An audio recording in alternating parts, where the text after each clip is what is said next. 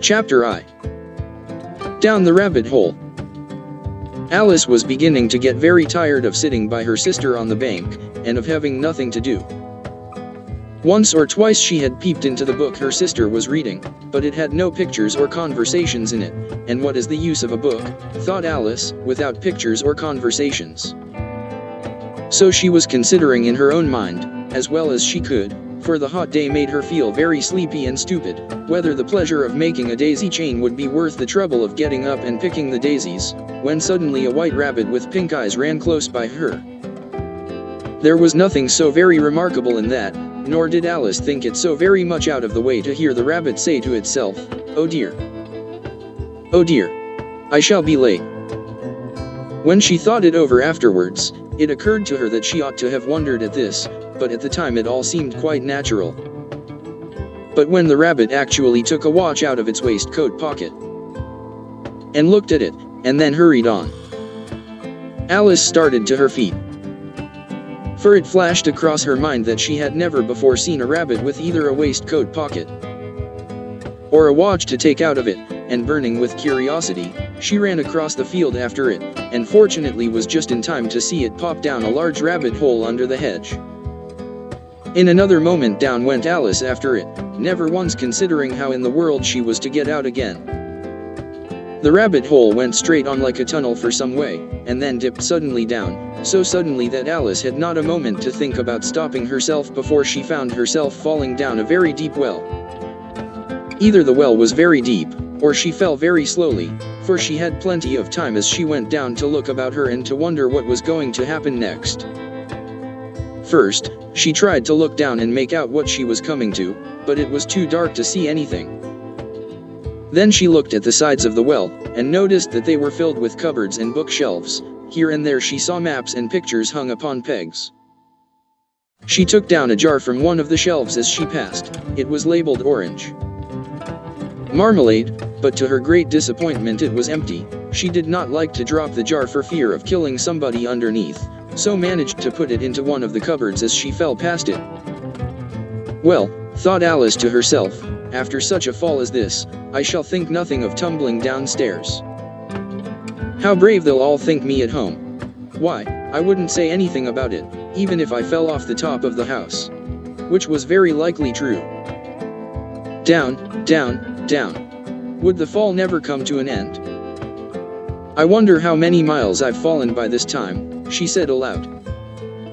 I must be getting somewhere near the center of the earth.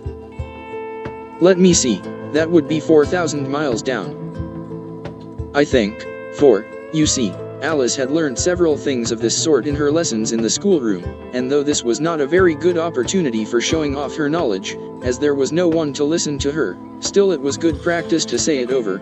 Yes, that's about the right distance, but then I wonder what latitude or longitude I've got to. Alice had no idea what latitude was, or longitude either, but thought they were nice grand words to say. Presently she began again. I wonder if I shall fall right through the earth. How funny it'll seem to come out among the people that walk with their heads downward. The antipathies, I think. She was rather glad there was no one listening, this time, as it didn't sound at all the right word. But I shall have to ask them what the name of the country is, you know. Please, ma'am, is this New Zealand or Australia? And she tried to curtsy as she spoke, fancy curtsying as you're falling through the air. Do you think you could manage it? And what an ignorant little girl she'll think me for asking. No, it'll never do to ask. Perhaps I shall see it written up somewhere. Down, down, down. There was nothing else to do, so Alice soon began talking again. Dinah'll miss me very much tonight, I should think. Dinah was the cat. I hope they'll remember her saucer of milk at tea time. Dinah, my dear. I wish you were down here with me. There are no mice in the air, I'm afraid, but you might catch a bat, and that's very like a mouse, you know. But do cats eat bats, I wonder? And here Alice began to get rather sleepy, and went on saying to herself, in a dreamy sort of way, do cats eat bats? Do cats eat bats, and sometimes, do bats eat cats? For, you see, as she couldn't answer either question, it didn't much matter which way she put it. She felt that she was dozing off, and had just begun to dream that she was walking hand in hand with Dinah, and saying to her very earnestly, "Now, Dinah, tell me the truth, did you ever eat a bat?" when suddenly, thump, thump, down she came upon a heap of sticks and dry leaves, and the fall was over. Alice was not a bit hurt, and she jumped up onto her feet in a moment. She looked up, but it was all dark overhead. Before her was another long passage, and the white rabbit was still in sight, hurrying down it. There was not a moment to be lost. Away went Alice like the wind, and was just in time to hear it say, as it turned a corner, "Oh my ears and whiskers, how late it's getting." She was close behind it when she turned the corner, but the rabbit was no longer to be seen. She found herself in a long, low hall, which was lit up by a row of lamps hanging from the roof. There were doors all round the hall, but they were all locked, and when Alice had been all the way down one side and up the other, trying every door, she walked sadly down the middle, wondering how she was ever to get out again. Suddenly she came upon a little three-legged table, all made of solid glass. There was nothing on it except a tiny golden key, and Alice's first thought was that it might belong to one of the doors of the hall, but, alas, either the locks were too large, or the key was too small, but at any rate it would not open any of them. However, on the second time round, she came upon a low curtain she had not noticed before, and behind it was a little door about 15 inches high. She tried the little golden key in the lock, and to her great delight it fitted. Alice opened the door and found that it led into a small passage, not much larger than a rat hole. She knelt down and looked along the passage into the loveliest garden you ever saw. How she longed to get out of that dark hall, and wander about among those beds of bright flowers and those cool fountains, but she could not even get her head through the doorway. "And even if my head would go through," thought poor Alice, "it would be of very little use without my shoulders. Oh, how I wish I could shut up like a telescope. I think I could, if I only knew how to begin." For, you see, so many out-of-the-way things had happened lately, that Alice had begun to think that very few things indeed were really impossible.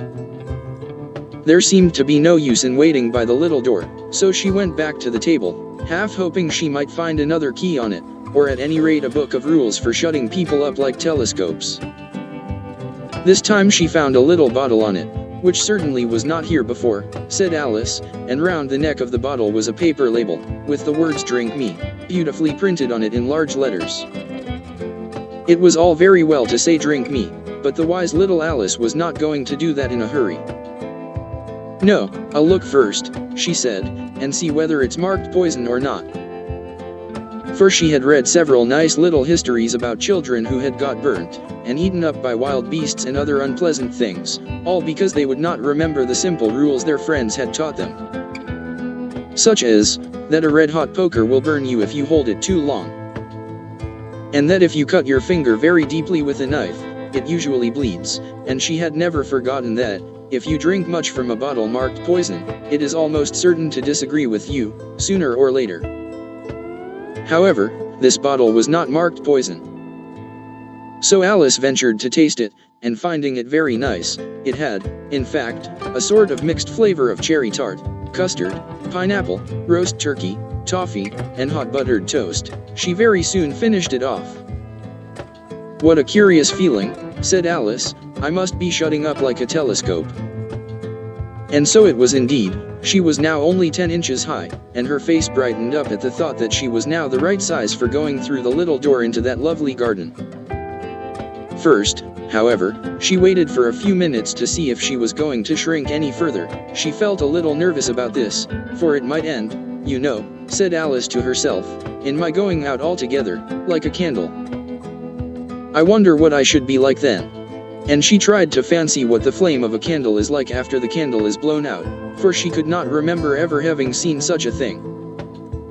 After a while, finding that nothing more happened, she decided on going into the garden at once, but, alas for poor Alice. When she got to the door, she found she had forgotten the little golden key, and when she went back to the table for it, she found she could not possibly reach it. She could see it quite plainly through the glass, and she tried her best to climb up one of the legs of the table, but it was too slippery, and when she had tired herself out with trying, the poor little thing sat down and cried. "Come, there's no use in crying like that," said Alice to herself, rather sharply. "I advise you to leave off this minute." She generally gave herself very good advice, though she very seldom followed it, and sometimes she scolded herself so severely as to bring tears into her eyes.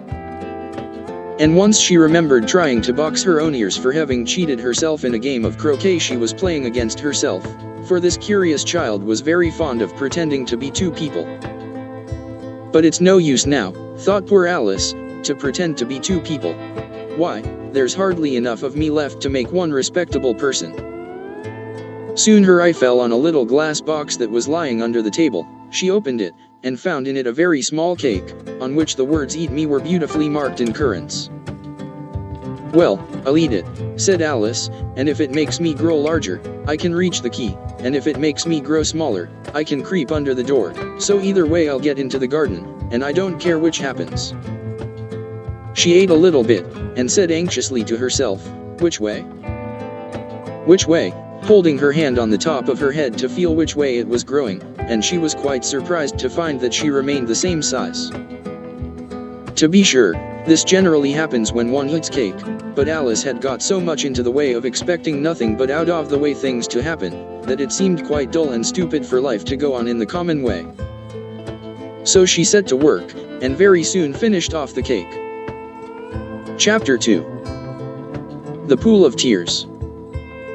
"Curiouser and curiouser," cried Alice. She was so much surprised, that for the moment she quite forgot how to speak good English. "Now I'm opening out like the largest telescope that ever was. Goodbye, feet." For when she looked down at her feet, they seemed to be almost out of sight, they were getting so far off. "Oh, my poor little feet, I wonder who will put on your shoes and stockings for you now, dears? I'm sure I shan't be able. I shall be a great deal too far off to trouble myself about you. You must manage the best way you can, but I must be kind to them," thought Alice, "or perhaps they won't walk the way I want to go. Let me see, I'll give them a new pair of boots every Christmas." And she went on planning to herself how she would manage it. "They must go by the carrier," she thought, "and how funny it'll seem, sending presents to one's own feet. And how odd the directions will look. Alice's right foot, ESQ, hearthrug, near the fender, with Alice's love. Oh dear, what nonsense I'm talking." Just then her head struck against the roof of the hall. In fact, she was now more than 9 feet high, and she at once took up the little golden key and hurried off to the garden door. Poor Alice! It was as much as she could do, lying down on one side, to look through into the garden with one eye, but to get through was more hopeless than ever. She sat down and began to cry again. "You ought to be ashamed of yourself," said Alice. "A great girl like you," she might well say this, "to go on crying in this way. Stop this moment, I tell you." But she went on all the same, shedding gallons of tears, until there was a large pool all round her, about 4 inches deep and reaching half down the hall. After a time she heard a little pattering of feet in the distance, and she hastily dried her eyes to see what was coming. It was the White Rabbit returning, splendidly dressed, with a pair of white kid gloves in one hand and a large fan in the other. He came trotting along in a great hurry, muttering to himself as he came, "Oh, the Duchess, the Duchess. Oh, won't she be savage if I've kept her waiting?" Alice felt so desperate that she was ready to ask help of anyone. So, when the rabbit came near her, she began, in a low, timid voice, "If you please, sir." The rabbit started violently, dropped the white kid gloves and the fan, and scurried away into the darkness as hard as he could go. Alice took up the fan and gloves, and, as the hall was very hot, she kept fanning herself all the time she went on talking. "Dear, dear. How queer everything is today. And yesterday things went on just as usual. I wonder if I've been changed in the night? Let me think, was I the same when I got up this morning? I almost think I can remember feeling a little different. But if I'm not the same, the next question is, who in the world am I? Ah, that's the great puzzle. And she began thinking over all the children she knew that were of the same age as herself, to see if she could have been changed for any of them. I'm sure I'm not Ada, she said, for her hair goes in such long ringlets, and mine doesn't go in ringlets at all, and I'm sure I can't be Mabel, for I know all sorts of things, and she knows such a very little. Besides, she's she, and I'm I, and oh dear, how puzzling it all is. I'll try if I know all the things I used to know. Let me see, 4 times 5 is 12, and 4 times 6 is 13, and 4 times 7 is oh dear. I shall never get to 20 at that rate.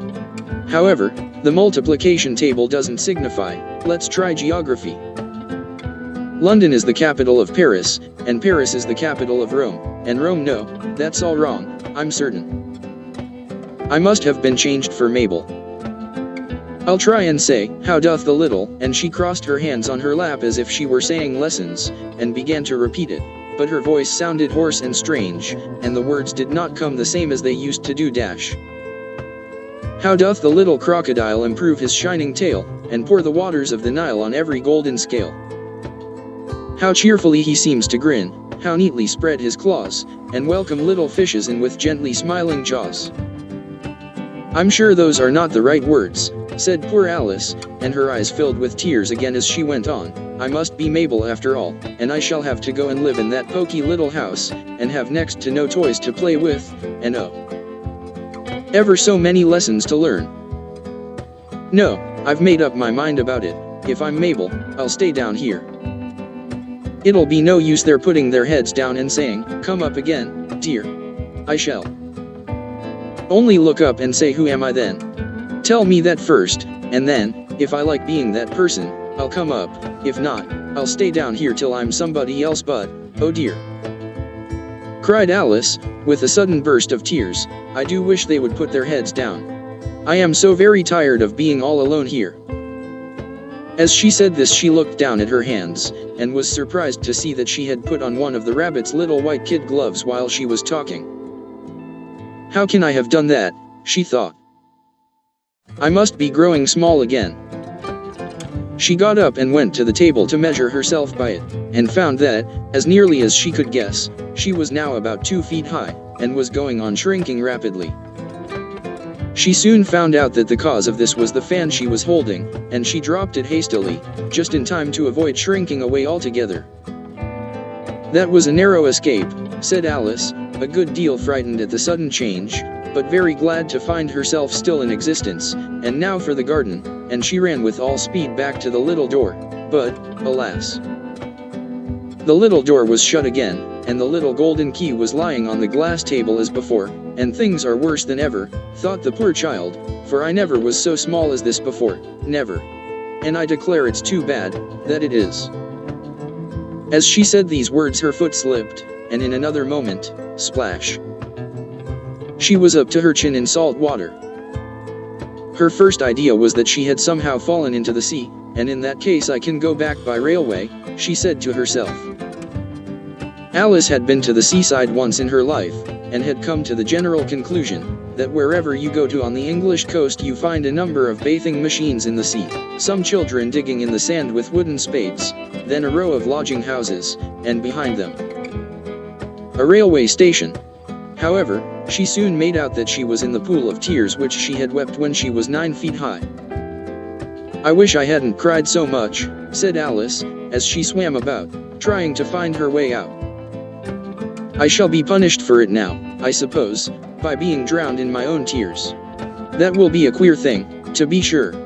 However, everything is queer today. Just then she heard something splashing about in the pool a little way off, and she swam nearer to make out what it was. At first she thought it must be a walrus or hippopotamus, but then she remembered how small she was now, and she soon made out that it was only a mouse that had slipped in like herself. Would it be of any use, now, thought Alice, to speak to this mouse? Everything is so out of the way down here, that I should think very likely it can talk. At any rate, there's no harm in trying. So she began, "Oh mouse, do you know the way out of this pool? I am very tired of swimming about here, oh mouse." Alice thought this must be the right way of speaking to a mouse. She had never done such a thing before, but she remembered having seen in her brother's Latin grammar, a mouse of a mouse to a mouse oh mouse. The mouse looked at her rather inquisitively, and seemed to her to wink with one of its little eyes, but it said nothing. Perhaps it doesn't understand English, thought Alice. I dare say it's a French mouse, come over with William the Conqueror. For, with all her knowledge of history, Alice had no very clear notion how long ago anything had happened. So she began again, "Oh you est ma chat," which was the first sentence in her French lesson book. The mouse gave a sudden leap out of the water, and seemed to quiver all over with fright. "Oh, I beg your pardon," cried Alice hastily, afraid that she had hurt the poor animal's feelings. "I quite forgot you didn't like cats." "Not like cats?" cried the mouse, in a shrill, passionate voice. "Would you like cats if you were me?" "Well, perhaps not," said Alice in a soothing tone, "don't be angry about it. And yet I wish I could show you our cat Dinah. I think you'd take a fancy to cats if you could only see her. She is such a dear quiet thing." Alice went on, half to herself. "As she swam lazily about in the pool, and she sits purring so nicely by the fire, licking her paws and washing her face, and she is such a nice soft thing to nurse, and she's such a capital one for catching mice. Oh, I beg your pardon," cried Alice again, for this time the mouse was bristling all over, and she felt certain it must be really offended. "We won't talk about her any more if you'd rather not." "We indeed," cried the mouse, who was trembling down to the end of his tail. "As if I would talk on such a subject. Our family always hated cats, nasty, low, vulgar things. Don't let me hear the name again." "I won't indeed," said Alice, in a great hurry to change the subject of conversation. Are you fond of dogs?" The mouse did not answer, so Alice went on eagerly, "There is such a nice little dog near our house I should like to show you. A little bright-eyed terrier, you know, with such long curly brown hair. And it'll fetch things when you throw them, and it'll sit up and beg for its dinner, and all sorts of things I can't remember half of them, and it belongs to a farmer, you know, and he says it's so useful, it's worth £100. He says it kills all the rats, and oh dear," cried Alice in a sorrowful tone, "I'm afraid I've offended it again." For the mouse was swimming away from her as hard as it could go, and making quite a commotion in the pool as it went. So she called softly after it, "Mouse dear, do come back again, and we won't talk about cats or dogs either, if you don't like them." When the mouse heard this, it turned round and swam slowly back to her. Its face was quite pale, with passion, Alice thought, and it said in a low trembling voice, "Let us get to the shore, and then I'll tell you my history, and you'll understand why it is I hate cats and dogs." It was high time to go, for the pool was getting quite crowded with the birds and animals that had fallen into it. There were a duck and a dodo, a lory, and an eaglet, and several other curious creatures. Alice led the way, and the whole party swam to the shore. Chapter 3. A caucus race and a long tail. They were indeed a queer-looking party that assembled on the bank, the birds with draggled feathers, the animals with their fur clinging close to them, and all dripping wet, cross, and uncomfortable. The first question, of course, was how to get dry again. They had a consultation about this, and after a few minutes it seemed quite natural to Alice to find herself talking familiarly with them, as if she had known them all her life. Indeed, she had quite a long argument with the lory, who at last turned sulky, and would only say, "I am older than you, and must know better." And this Alice would not allow without knowing how old it was, and, as the lory positively refused to tell its age, there was no more to be said. At last the mouse, who seemed to be a person of authority among them, called out, "Sit down, all of you, and listen to me. I'll soon make you dry enough." They all sat down at once, in a large ring, with the mouse in the middle. Alice kept her eyes anxiously fixed on it, for she felt sure she would catch a bad cold if she did not get dry very soon. "Ahem," said the mouse with an important air, "are you all ready? This is the driest thing I know." Silence all round, if you please. William the Conqueror, whose cause was favored by the Pope, was soon submitted to by the English, who wanted leaders, and had been of late much accustomed to usurpation and conquest. Edwin and Morcar, the Earls of Mercia and Northumbria. "Ugh," said the Lory, with a shiver. "I beg your pardon," said the Mouse, frowning, but very politely. "Did you speak?" "Not I," said the Lory hastily. "I thought you did," said the Mouse. "Dash I proceed." Edwin and Morcar, the Earls of Mercia and Northumbria, declared for him, and even Stigand, the patriotic Archbishop of Canterbury, found it advisable. "Found what?" said the Duck. "Found it," the Mouse replied rather crossly. "Of course you know what it means." "I know what it means well enough. When I find a thing," said the Duck, "it's generally a frog or a worm. The question is, what did the Archbishop find?" The Mouse did not notice this question, but hurriedly went on. "Found it advisable to go with Edgar Atheling to meet William and offer him the crown. William's conduct at first was moderate, but the insolence of his Normans. How are you getting on now, my dear?" it continued, turning to Alice as it spoke. "As wet as ever," said Alice in a melancholy tone. "It doesn't seem to dry me at all." "In that case," said the Dodo solemnly, rising to its feet, "I move that the meeting adjourn, for the immediate adoption of more energetic remedies." "Speak English," said the Eaglet. "I don't know the meaning of half those long words, and, what's more, I don't believe you do either." And the Eaglet bent down its head to hide a smile. Some of the other birds tittered audibly. "What I was going to say," said the Dodo in an offended tone, "was, that the best thing to get us dry would be a caucus race." "What is a caucus race?" said Alice, not that she wanted much to know, but the Dodo had paused as if it thought that somebody ought to speak, and no one else seemed inclined to say anything. "Why," said the Dodo, "the best way to explain it is to do it. And, as you might like to try the thing yourself, some winter day, I will tell you how the Dodo managed it. First it marked out a race course, in a sort of circle. The exact shape doesn't matter, it said, and then all the party were placed along the course, here and there. There was no 1, 2, 3, and away, but they began running when they liked, and left off when they liked, so that it was not easy to know when the race was over.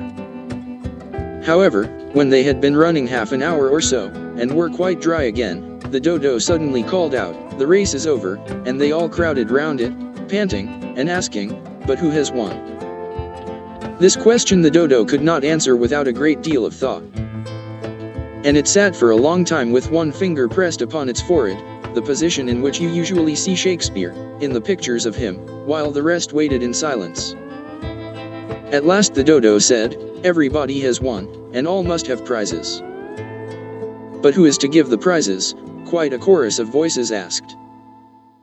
'Why, she, of course,' said the Dodo, pointing to Alice with one finger, and the whole party at once crowded round her, calling out in a confused way, 'Prizes! Prizes!' Alice had no idea what to do, and in despair she put her hand in her pocket, and pulled out a box of comfits. Luckily the salt water had not got into it, and handed them round as prizes. There was exactly one apiece, all round. 'But she must have a prize herself, you know,' said the Mouse. 'Of course,' the Dodo replied very gravely. 'What else have you got in your pocket?' he went on, turning to Alice. 'Only a thimble,' said Alice sadly. 'Hand it over here,' said the Dodo. Then they all crowded round her once more, while the Dodo solemnly presented the thimble, saying, 'We beg your acceptance of this elegant thimble,' and, when it had finished this short speech, they all cheered. Alice thought the whole thing very absurd, but they all looked so grave that she did not dare to laugh, and, as she could not think of anything to say, she simply bowed, and took the thimble, looking as solemn as she could. The next thing was to eat the comfits.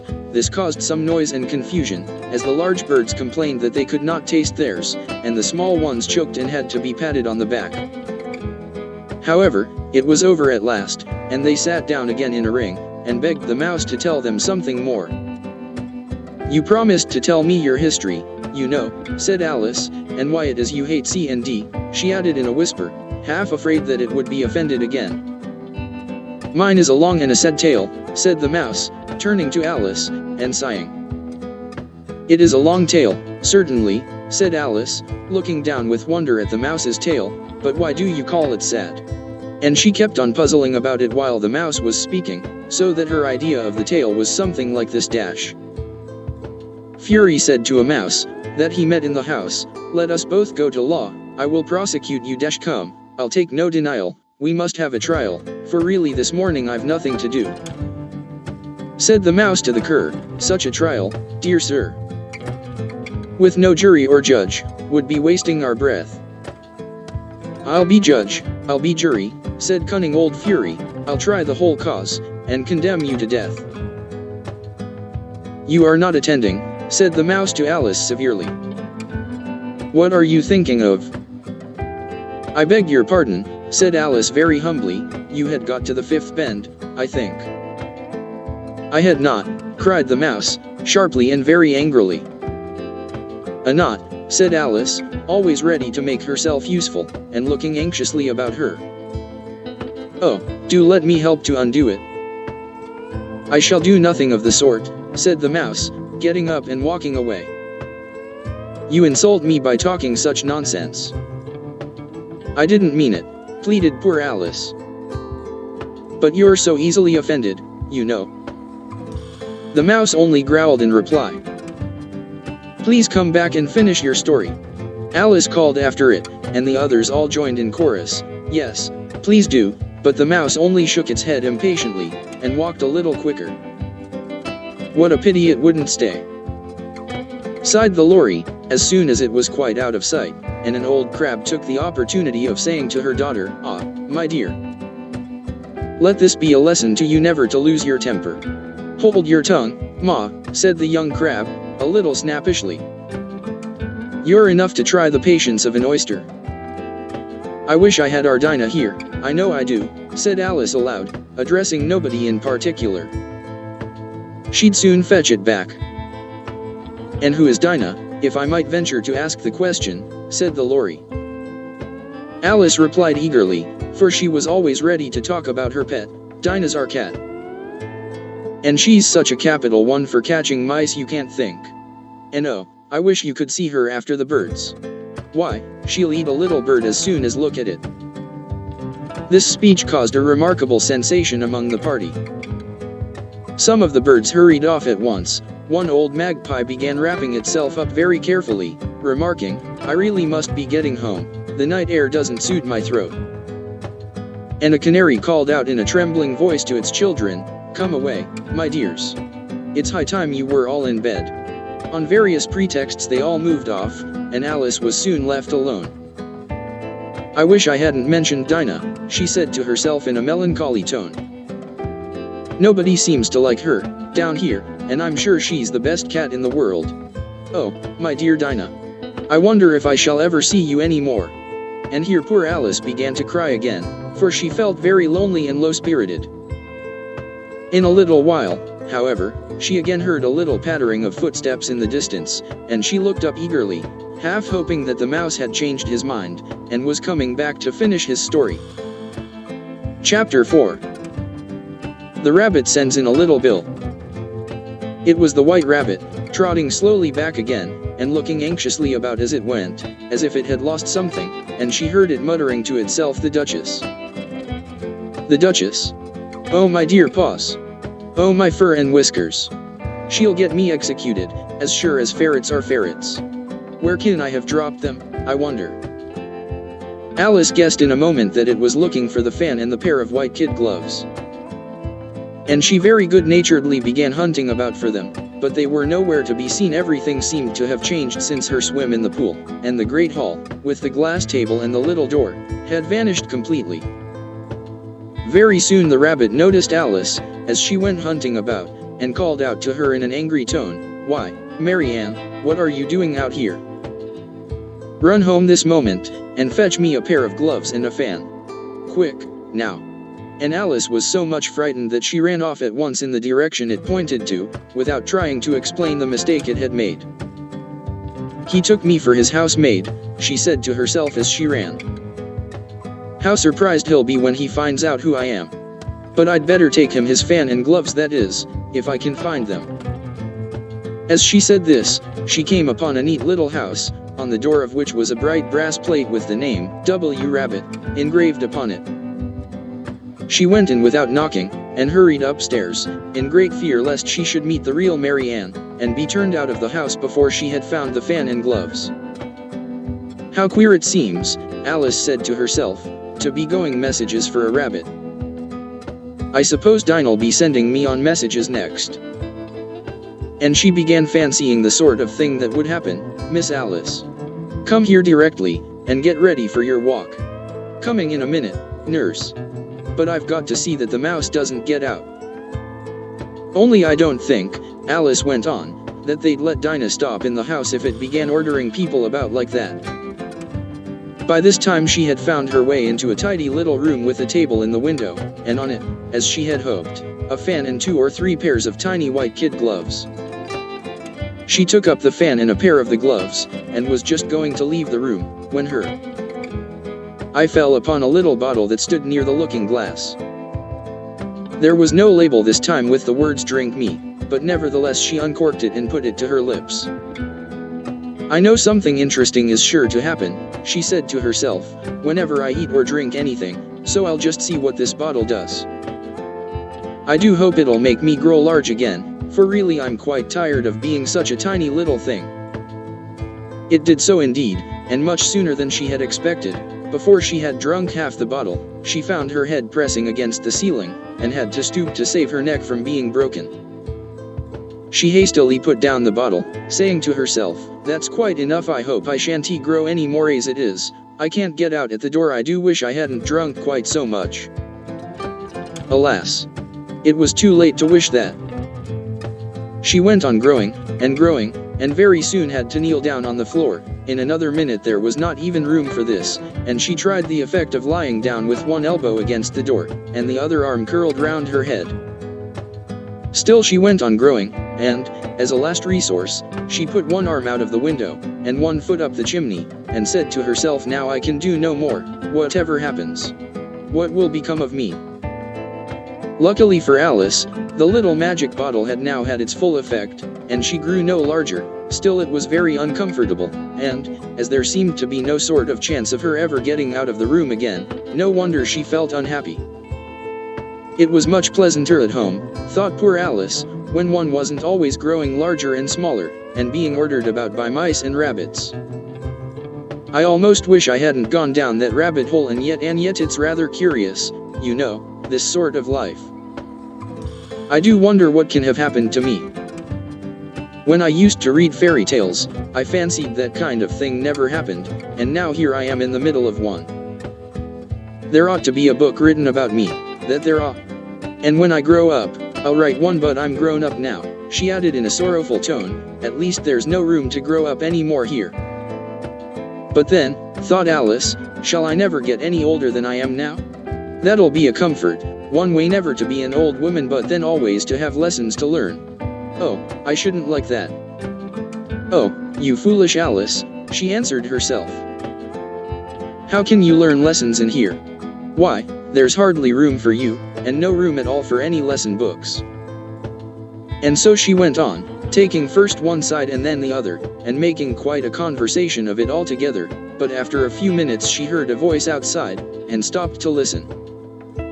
"Mary Ann, Mary Ann," said the voice. "Fetch me my gloves this moment." Then came a little pattering of feet on the stairs. Alice knew it was the rabbit coming to look for her, and she trembled till she shook the house, quite forgetting that she was now about 1,000 times as large as the rabbit, and had no reason to be afraid of it. Presently the rabbit came up to the door, and tried to open it, but, as the door opened inwards, and Alice's elbow was pressed hard against it, that attempt proved a failure. Alice heard it say to itself, "Then I'll go round and get in at the window."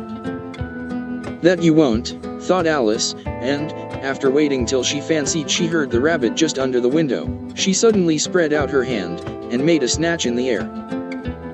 She did not get hold of anything, but she heard a little shriek and a fall, and a crash of broken glass, from which she concluded that it was just possible it had fallen into a cucumber frame, or something of the sort.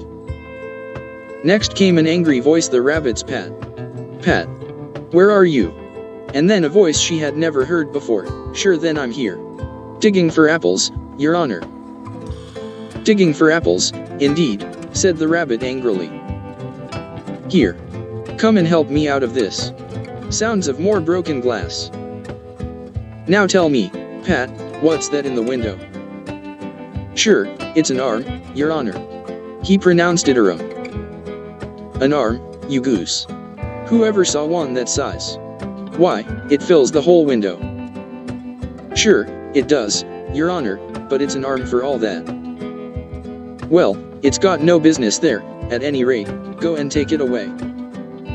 There was a long silence after this, and Alice could only hear whispers now and then, such as, sure, I don't like it, Your Honor, at all, at all. Do as I tell you, you coward, and at last she spread out her hand again, and made another snatch in the air. This time there were 2 little shrieks, and more sounds of broken glass. What a number of cucumber frames there must be, thought Alice. I wonder what they'll do next. As for pulling me out of the window, I only wish they could. I'm sure I don't want to stay in here any longer. She waited for some time without hearing anything more. At last came a rumbling of little cartwheels, and the sound of a good many voices all talking together. She made out the words, "Where's the other ladder? Why, I hadn't to bring but one. Bill's got the other bill. Fetch it here, lad, dash here, put 'em up at this corner, no, tie 'em together first, they don't reach half high enough yet, oh. They'll do well enough, don't be particular here, Bill. Catch hold of this rope, will the roof bear? Mind that loose slate, oh, it's coming down. Heads below. A loud crash, dash dash now, who did that? It was Bill, I fancy, who's to go down the chimney, dash nay, I shan't. You do it, dash that I won't, then, dash Bill's to go down here, Bill. The master says you're to go down the chimney. Oh. So Bill's got to come down the chimney, has he, said Alice to herself.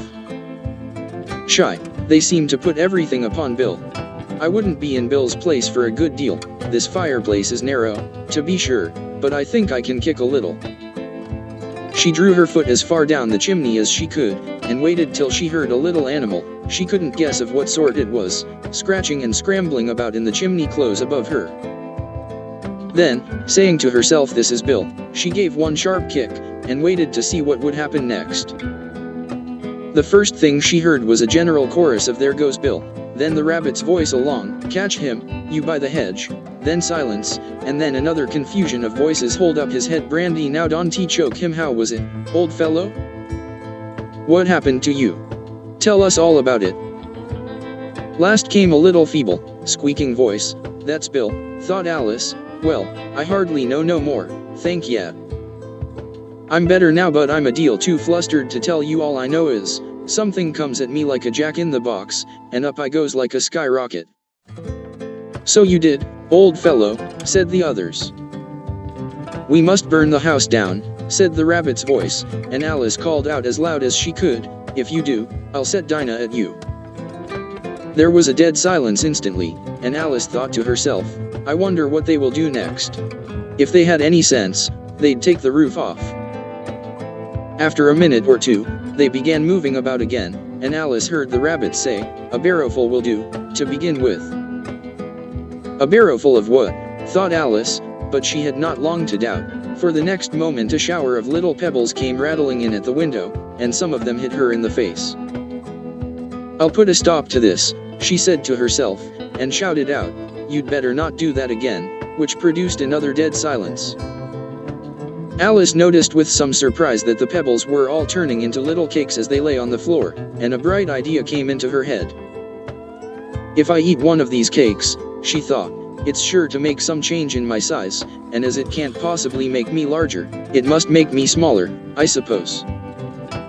So she swallowed one of the cakes, and was delighted to find that she began shrinking directly. As soon as she was small enough to get through the door, she ran out of the house, and found quite a crowd of little animals and birds waiting outside. The poor little lizard, Bill, was in the middle, being held up by 2 guinea pigs, who were giving it something out of a bottle. They all made a rush at Alice the moment she appeared, but she ran off as hard as she could, and soon found herself safe in a thick wood. "The first thing I've got to do," said Alice to herself, as she wandered about in the wood, "is to grow to my right size again, and the second thing is to find my way into that lovely garden. I think that will be the best plan." It sounded an excellent plan, no doubt, and very neatly and simply arranged. The only difficulty was that she had not the smallest idea how to set about it, and while she was peering about anxiously among the trees, a little sharp bark just over her head made her look up in a great hurry. An enormous puppy was looking down at her with large round eyes, and feebly stretching out one paw, trying to touch her. "Poor little thing," said Alice, in a coaxing tone, and she tried hard to whistle to it, but she was terribly frightened all the time at the thought that it might be hungry, in which case it would be very likely to eat her up in spite of all her coaxing. Hardly knowing what she did, she picked up a little bit of stick, and held it out to the puppy. Whereupon the puppy jumped into the air off all its feet at once, with a yelp of delight, and rushed at the stick, and made believe to worry it. Then Alice dodged behind a great thistle, to keep herself from being run over. And the moment she appeared on the other side, the puppy made another rush at the stick, and tumbled head over heels in its hurry to get hold of it. Then Alice, thinking it was very like having a game of play with a cart horse, and expecting every moment to be trampled under its feet, ran round the thistle again. Then the puppy began a series of short charges at the stick, running a very little way forwards each time and a long way back, and barking hoarsely all the while, till at last it sat down a good way off, panting, with its tongue hanging out of its mouth, and its great eyes half shut. This seemed to Alice a good opportunity for making her escape, so she set off at once, and ran till she was quite tired and out of breath, until the puppy's bark sounded quite faint in the distance. "And yet what a dear little puppy it was," said Alice, as she leaned against a buttercup to rest herself, and fanned herself with one of the leaves. "I should have liked teaching it tricks very much, if I'd only been the right size to do it. Oh dear, I'd nearly forgotten that I've got to grow up again. Let me see, how is it to be managed? I suppose I ought to eat or drink something or other, but the great question is, what?" The great question certainly was, what? Alice looked all round her at the flowers and the blades of grass, but she did not see anything that looked like the right thing to eat or drink under the circumstances. There was a large mushroom growing near her, about the same height as herself, and when she had looked under it, and on both sides of it, and behind it, it occurred to her that she might as well look and see what was on the top of it. She stretched herself up on tiptoe, and peeped over the edge of the mushroom, and her eyes immediately met those of a large blue caterpillar, that was sitting on the top with its arms folded, quietly smoking a long hookah, and taking not the smallest notice of her or of anything else. Chapter V. Advice from a Caterpillar. The caterpillar and Alice looked at each other for some time in silence. At last the caterpillar took the hookah out of its mouth, and addressed her in a languid, sleepy voice. "Who are you?" said the caterpillar. This was not an encouraging opening for a conversation. Alice replied, rather shyly, I hardly know, sir. Just at present at least I know who I was when I got up this morning, but I think I must have been changed several times since then." "What do you mean by that?" said the caterpillar sternly. "Explain yourself." "I can't explain myself, I'm afraid, sir," said Alice, "because I'm not myself, you see." "I don't see," said the caterpillar. "I'm afraid I can't put it more clearly," Alice replied very politely, "for I can't understand it myself to begin with, and being so many different sizes in a day is very confusing." "It isn't," said the caterpillar. "Well, perhaps you haven't found it so yet," said Alice, "but when you have to turn into a chrysalis you will someday, you know, and then after that into a butterfly, I should think you'll feel it a little queer, won't you?" "Not a bit," said the caterpillar. "Well, perhaps your feelings may be different," said Alice. "All I know is, it would feel very queer to me." "You," said the caterpillar contemptuously. "Who are you?" Which brought them back again to the beginning of the conversation. Alice felt a little irritated at the caterpillars making such very short remarks, and she drew herself up and said, very gravely, I think you ought to tell me who you are, first. Why? Said the caterpillar. Here was another puzzling question, and as Alice could not think of any good reason, and as the caterpillar seemed to be in a very unpleasant state of mind, she turned away. Come back, the caterpillar called after her. I've something important to say. This sounded promising, certainly. Alice turned and came back again. Keep your temper, said the caterpillar. Is that all? Said Alice, swallowing down her anger as well as she could. No, said the caterpillar. Alice thought she might as well wait, as she had nothing else to do, and perhaps after all it might tell her something worth hearing. For some minutes it puffed away without speaking, but at last it unfolded its arms, took the hookah out of its mouth again, and said, So you think you're changed, do you? I'm afraid I am, sir, said Alice. I can't remember things as I used and I don't keep the same size for 10 minutes together. Can't remember what things, said the caterpillar. Well, I've tried to say, how doth the little busy bee, but it all came different. Alice replied in a very melancholy voice. Repeat, you are old, Father William, said the caterpillar. Alice folded her hands, and began dash. You are old, Father William, the young man said, and your hair has become very white, and yet you incessantly stand on your head. Do you think, at your age, it is right? In my youth, Father William replied to his son, I feared it might injure the brain, but, now that I'm perfectly sure I have none, why, I do it again and again. You are old, said the youth, as I mentioned before, and have grown most uncommonly fat, yet you turned a back somersault in at the door. Pray, what is the reason of that? In my youth, said the sage, as he shook his grey locks, I kept all my limbs very supple by the use of this ointment. 1 shilling the box. Allow me to sell you a couple. You are old, said the youth, and your jaws are too weak for anything tougher than suet, yet you finished the goose, with the bones and the beak. Pray, how did you manage to do it? In my youth, said his father, I took to the law, and argued each case with my wife, and the muscular strength, which it gave to my jaw, has lasted the rest of my life. You are old, said the youth, one would hardly suppose that your eye was as steady as ever, yet you balanced an eel on the end of your nose. What made you so awfully clever? I have answered 3 questions, and that is enough, said his father. Don't give yourself airs. Do you think I can listen all day to such stuff? Be off, or I'll kick you downstairs. That is not said right, said the caterpillar. Not quite right, I'm afraid, said Alice, timidly. Some of the words have got altered. It is wrong from beginning to end, said the caterpillar decidedly, and there was silence for some minutes. The caterpillar was the first to speak. What size do you want to be? It asked. Oh, I'm not particular as to size, Alice hastily replied, only one doesn't like changing so often, you know. I don't know, said the caterpillar. Alice said nothing. She had never been so much contradicted in her life before, and she felt that she was losing her temper. Are you content now? Said the caterpillar. Well, I should like to be a little larger, sir, if you wouldn't mind, said Alice. 3 inches is such a wretched height to be.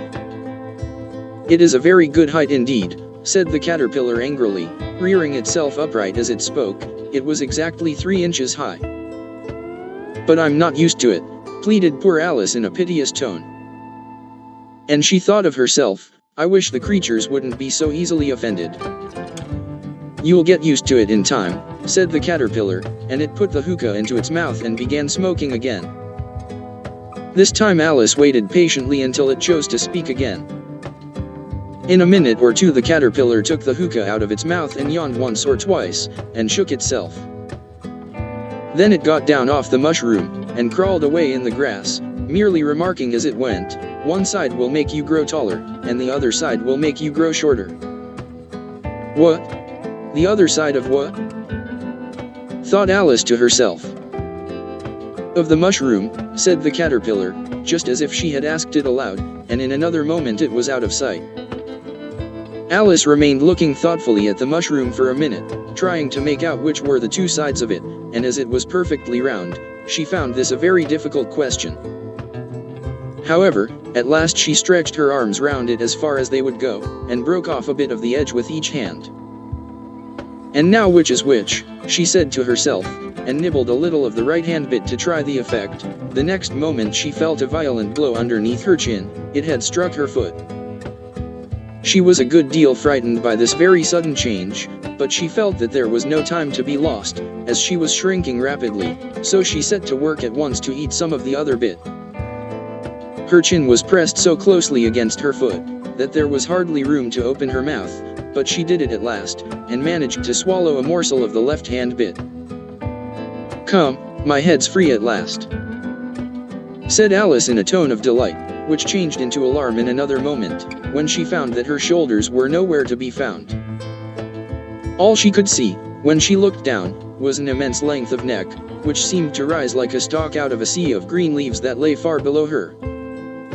"What can all that green stuff be?" said Alice.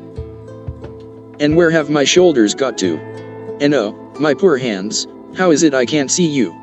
She was moving them about as she spoke, but no result seemed to follow, except a little shaking among the distant green leaves. As there seemed to be no chance of getting her hands up to her head, she tried to get her head down to them, and was delighted to find that her neck would bend about easily in any direction, like a serpent.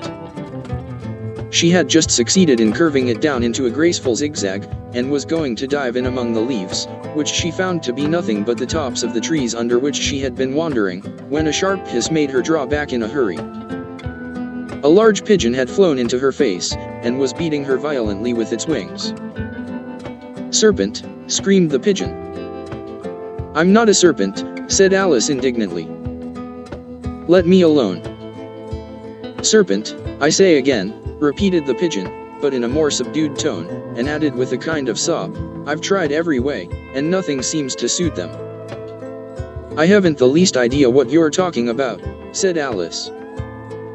"I've tried the roots of trees, and I've tried banks, and I've tried hedges," the pigeon went on, without attending to her, "but those serpents, there's no pleasing them." Alice was more and more puzzled, but she thought there was no use in saying anything more till the pigeon had finished. "As if it wasn't trouble enough hatching the eggs," said the pigeon, "but I must be on the lookout for serpents night and day. Why, I haven't had a wink of sleep these 3 weeks." "I'm very sorry you've been annoyed," said Alice, who was beginning to see its meaning.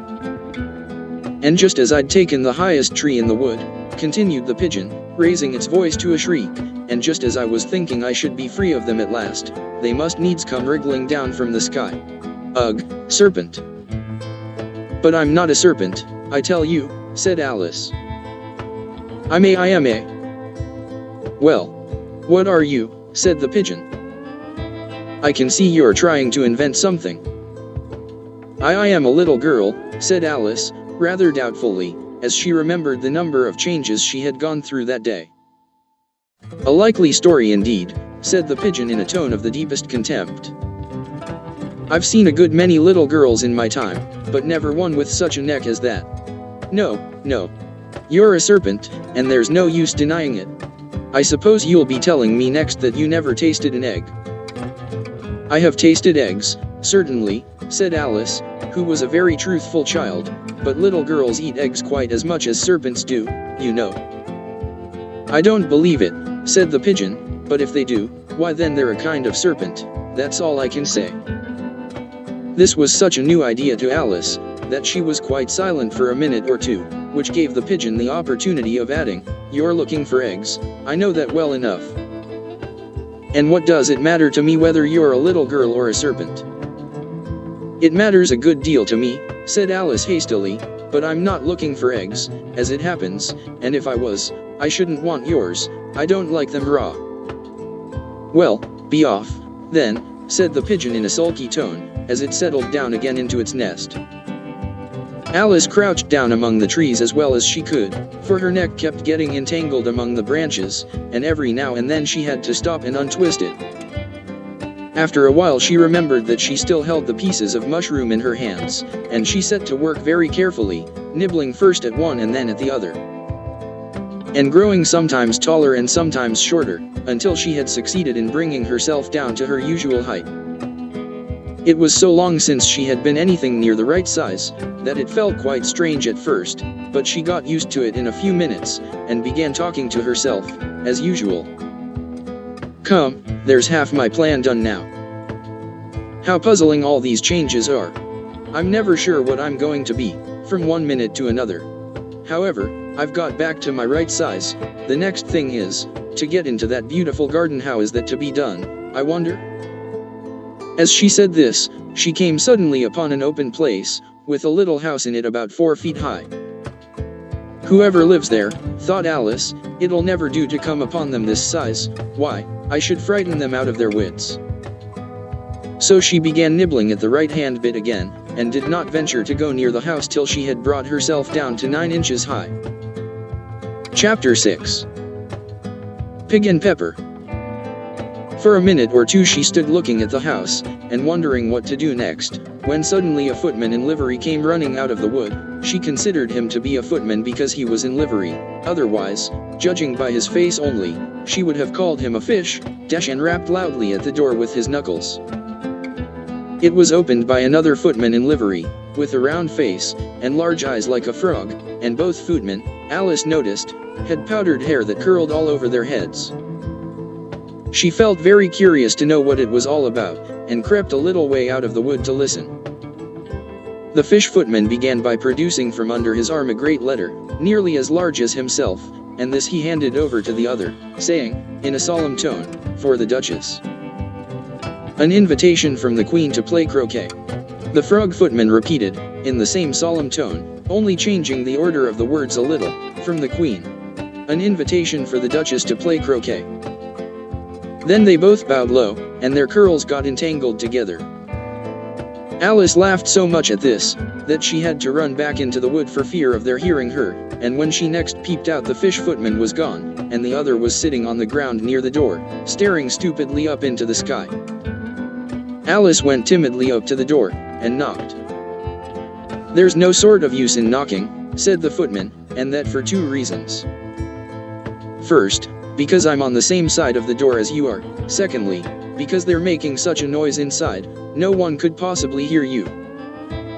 And certainly there was a most extraordinary noise going on within, a constant howling and sneezing, and every now and then a great crash, as if a dish or kettle had been broken to pieces.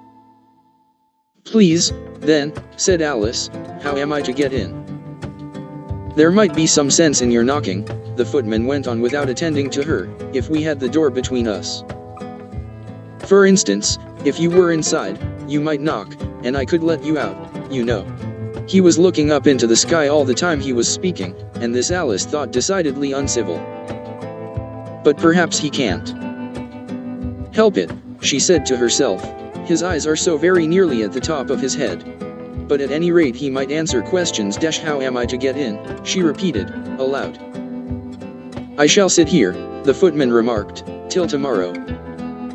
At this moment the door of the house opened, and a large plate came skimming out, straight at the footman's head. It just grazed his nose, and broke to pieces against one of the trees behind him.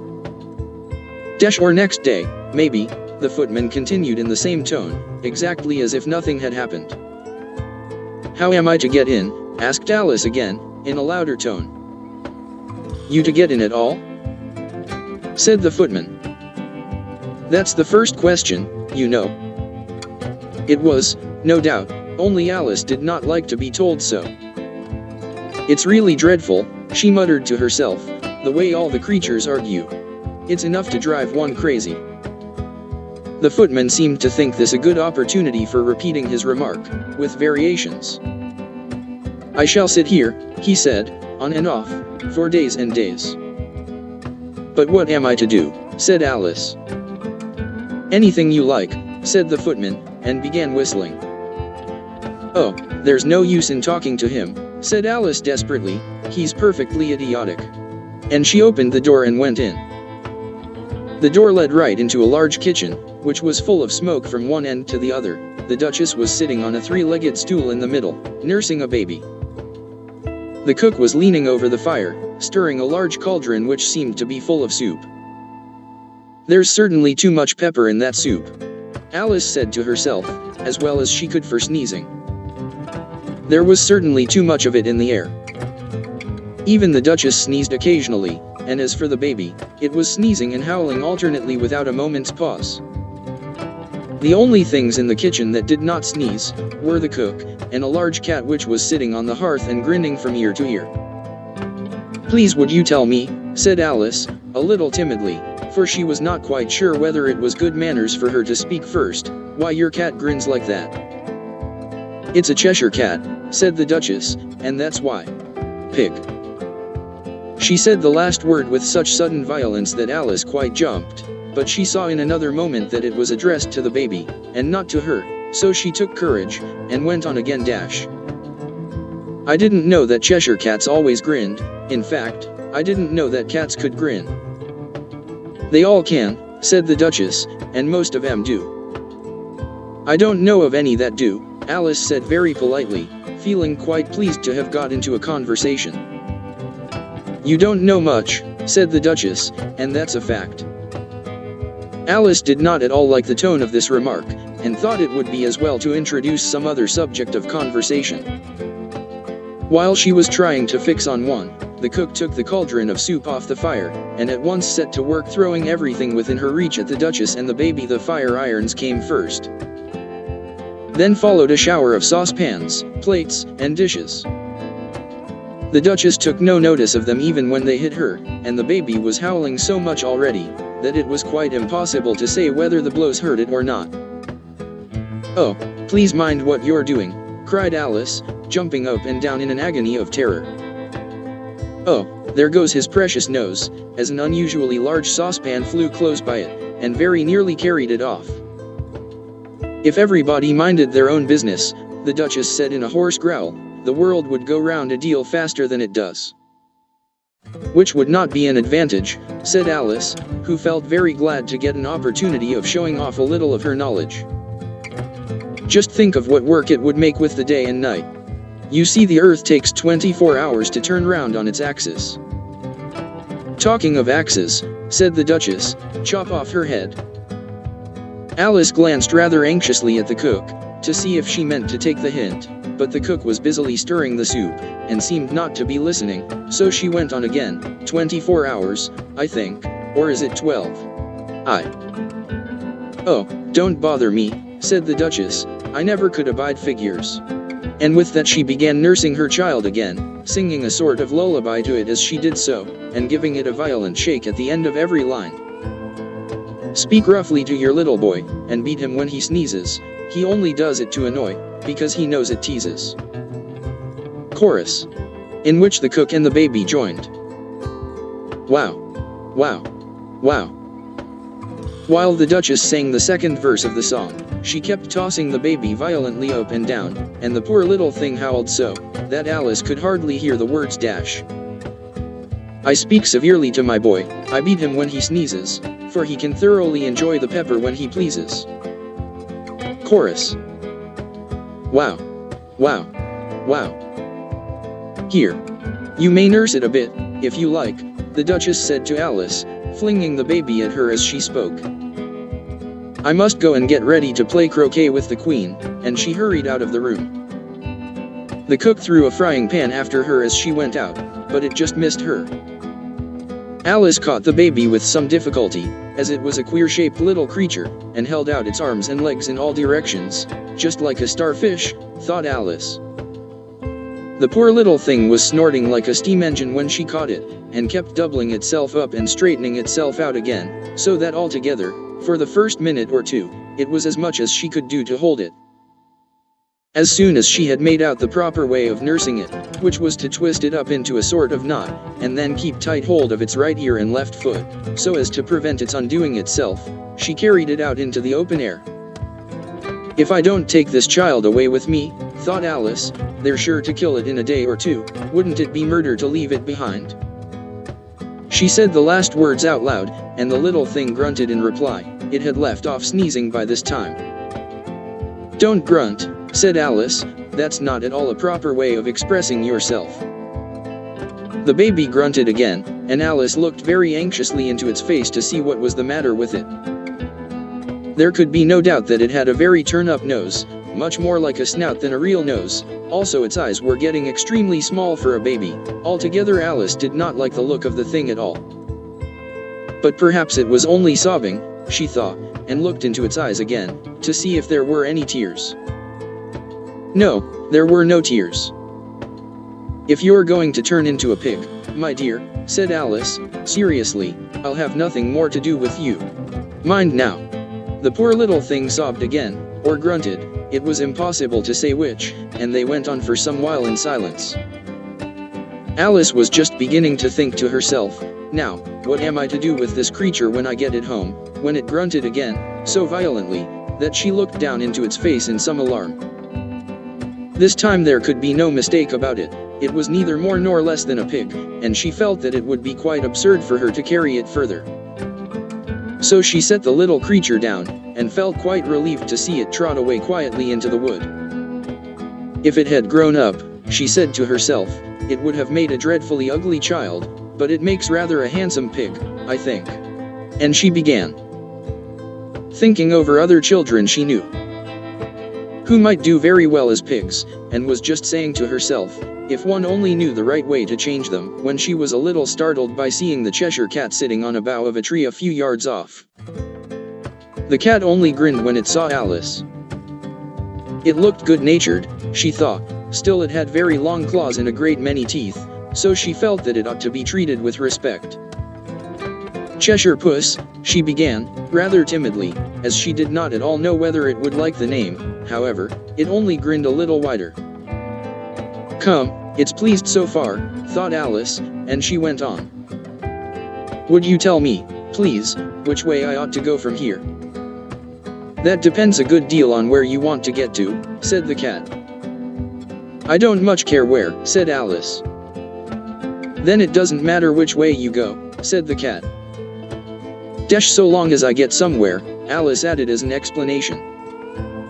Oh, you're sure to do that, said the cat, if you only walk long enough. Alice felt that this could not be denied, so she tried another question. What sort of people live about here? In that direction, the cat said, waving its right paw round, lives a hatter, and in that direction, waving the other paw, lives a March hare. Visit either you like, they're both mad. But I don't want to go among mad people, Alice remarked. Oh, you can't help that, said the cat, we're all mad here. I'm mad. You're mad. How do you know I'm mad, said Alice. You must be, said the cat, or you wouldn't have come here. Alice didn't think that proved it at all, however, she went on, and how do you know that you're mad? To begin with, said the cat, a dog's not mad.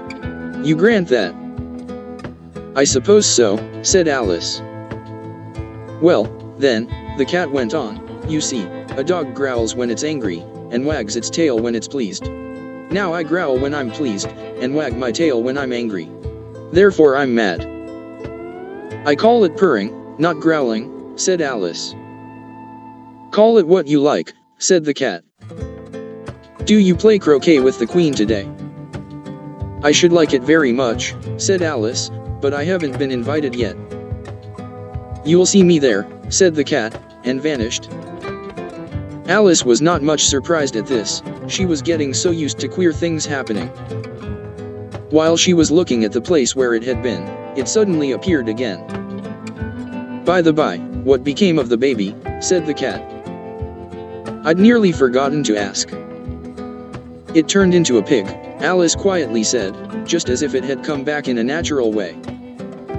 I thought it would, said the cat, and vanished again.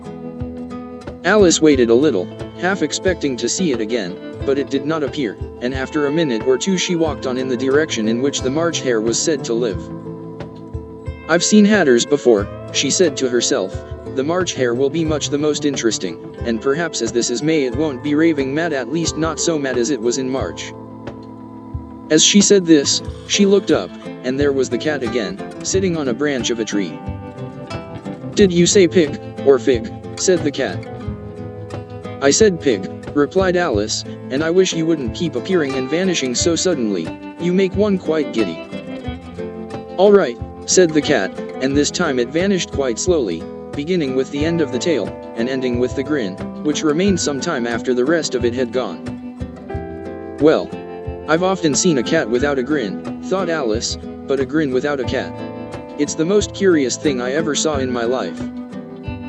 She had not gone much farther before she came in sight of the house of the March Hare. She thought it must be the right house, because the chimneys were shaped like ears and the roof was thatched with fur. It was so large a house, that she did not like to go nearer till she had nibbled some more of the left-hand bit of mushroom, and raised herself to about 2 feet high. Even then she walked up towards it rather timidly, saying to herself, suppose it should be raving mad after all. I almost wish I'd gone to see the Hatter instead. Chapter 7. A Mad Tea Party. There was a table set out under a tree in front of the house, and the March Hare and the Hatter were having tea at it. A dormouse was sitting between them, fast asleep, and the other two were using it as a cushion, resting their elbows on it, and talking over its head. Very uncomfortable for the dormouse, thought Alice, only, as it's asleep, I suppose it doesn't mind. The table was a large one, but the three were all crowded together at one corner of it. No room. No room, they cried out when they saw Alice coming. There's plenty of room, said Alice indignantly, and she sat down in a large armchair at one end of the table. Have some wine, the March Hare said in an encouraging tone. Alice looked all round the table, but there was nothing on it but tea. I don't see any wine, she remarked. There isn't any, said the March Hare. Then it wasn't very civil of you to offer it, said Alice angrily. It wasn't very civil of you to sit down without being invited, said the March Hare. I didn't know it was your table, said Alice, it's late for a great many more than 3. Your hair wants cutting, said the Hatter. He had been looking at Alice for some time with great curiosity, and this was his first speech. You should learn not to make personal remarks, Alice said with some severity, it's very rude. The Hatter opened his eyes very wide on hearing this, but all he said was, why is a raven like a writing desk? Come, we shall have some fun now, thought Alice. I'm glad they've begun asking riddles I believe I can guess that, she added aloud. Do you mean that you think you can find out the answer to it, said the March Hare. Exactly so, said Alice. Then you should say what you mean, the March Hare went on. I do, Alice hastily replied, at least I mean what I say, that's the same thing, you know. Not the same thing a bit, said the Hatter. You might just as well say that, I see what I eat, is the same thing as, I eat what I see. You might just as well say, added the March Hare, that, I like what I get, is the same thing as, I get what I like. You might just as well say, added the dormouse, who seemed to be talking in his sleep, that, I breathe when I sleep, is the same thing as, I sleep when I breathe. It is the same thing with you, said the Hatter, and here the conversation dropped, and the party sat silent for a minute, while Alice thought over all she could remember about ravens and writing desks, which wasn't much. The Hatter was the first to break the silence. What day of the month is it? He said, turning to Alice. He had taken his watch out of his pocket, and was looking at it uneasily, shaking it every now and then, and holding it to his ear. Alice considered a little, and then said the 4th. 2 days wrong, sighed the Hatter. I told you butter wouldn't suit the works, he added looking angrily at the March Hare. It was the best butter, the March Hare meekly replied. Yes, but some crumbs must have got in as well, the Hatter grumbled, you shouldn't have put it in with the bread knife. The March Hare took the watch and looked at it gloomily, then he dipped it into his cup of tea, and looked at it again, but he could think of nothing better to say than his first remark, it was the best butter, you know. Alice had been looking over his shoulder with some curiosity. What a funny watch, she remarked. It tells the day of the month, and doesn't tell what o'clock it is. Why should it? Muttered the Hatter. Does your watch tell you what year it is? Of course not, Alice replied very readily, but that's because it stays the same year for such a long time together. Which is just the case with mine, said the Hatter. Alice felt dreadfully puzzled. The Hatter's remark seemed to have no sort of meaning in it, and yet it was certainly English. I don't quite understand you, she said, as politely as she could. The dormouse is asleep again, said the Hatter, and he poured a little hot tea upon its nose. The dormouse shook its head impatiently, and said, without opening its eyes, of course, just what I was going to remark myself. Have you guessed the riddle yet? The Hatter said, turning to Alice again. No, I give it up, Alice replied. What's the answer? I haven't the slightest idea, said the Hatter. Nor I, said the March Hare. Alice sighed wearily. I think you might do something better with the time, she said, than waste it in asking riddles that have no answers. If you knew time as well as I do, said the Hatter, you wouldn't talk about wasting it. It's him. I don't know what you mean, said Alice. Of course you don't, the Hatter said, tossing his head contemptuously. I dare say you never even spoke to time. Perhaps not, Alice cautiously replied, but I know I have to beat time when I learn music. Ah. That accounts for it, said the Hatter. He won't stand beating. Now, if you only kept on good terms with him, he'd do almost anything you liked with the clock. For instance, suppose it were 9 o'clock in the morning, just time to begin lessons, you'd only have to whisper a hint to time, and round goes the clock in a twinkling. 1:30, time for dinner. I only wish it was, the March Hare said to itself in a whisper. That would be grand, certainly, said Alice thoughtfully, but then I shouldn't be hungry for it, you know. Not at first, perhaps, said the Hatter, but you could keep it to 1:30 as long as you liked. Is that the way you manage? Alice asked. The Hatter shook his head mournfully. Not I, he replied. We quarreled last March just before he went mad, you know, pointing with his teaspoon at the March Hare. It was at the great concert given by the Queen of Hearts, and I had to sing. Twinkle, twinkle, little bat. How I wonder what you're at. You know the song, perhaps? I've heard something like it, said Alice. It goes on, you know, the Hatter continued, in this way dash.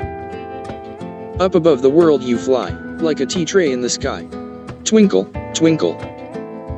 Here the dormouse shook itself, and began singing in its sleep, twinkle, twinkle, twinkle, twinkle, and went on so long that they had to pinch it to make it stop.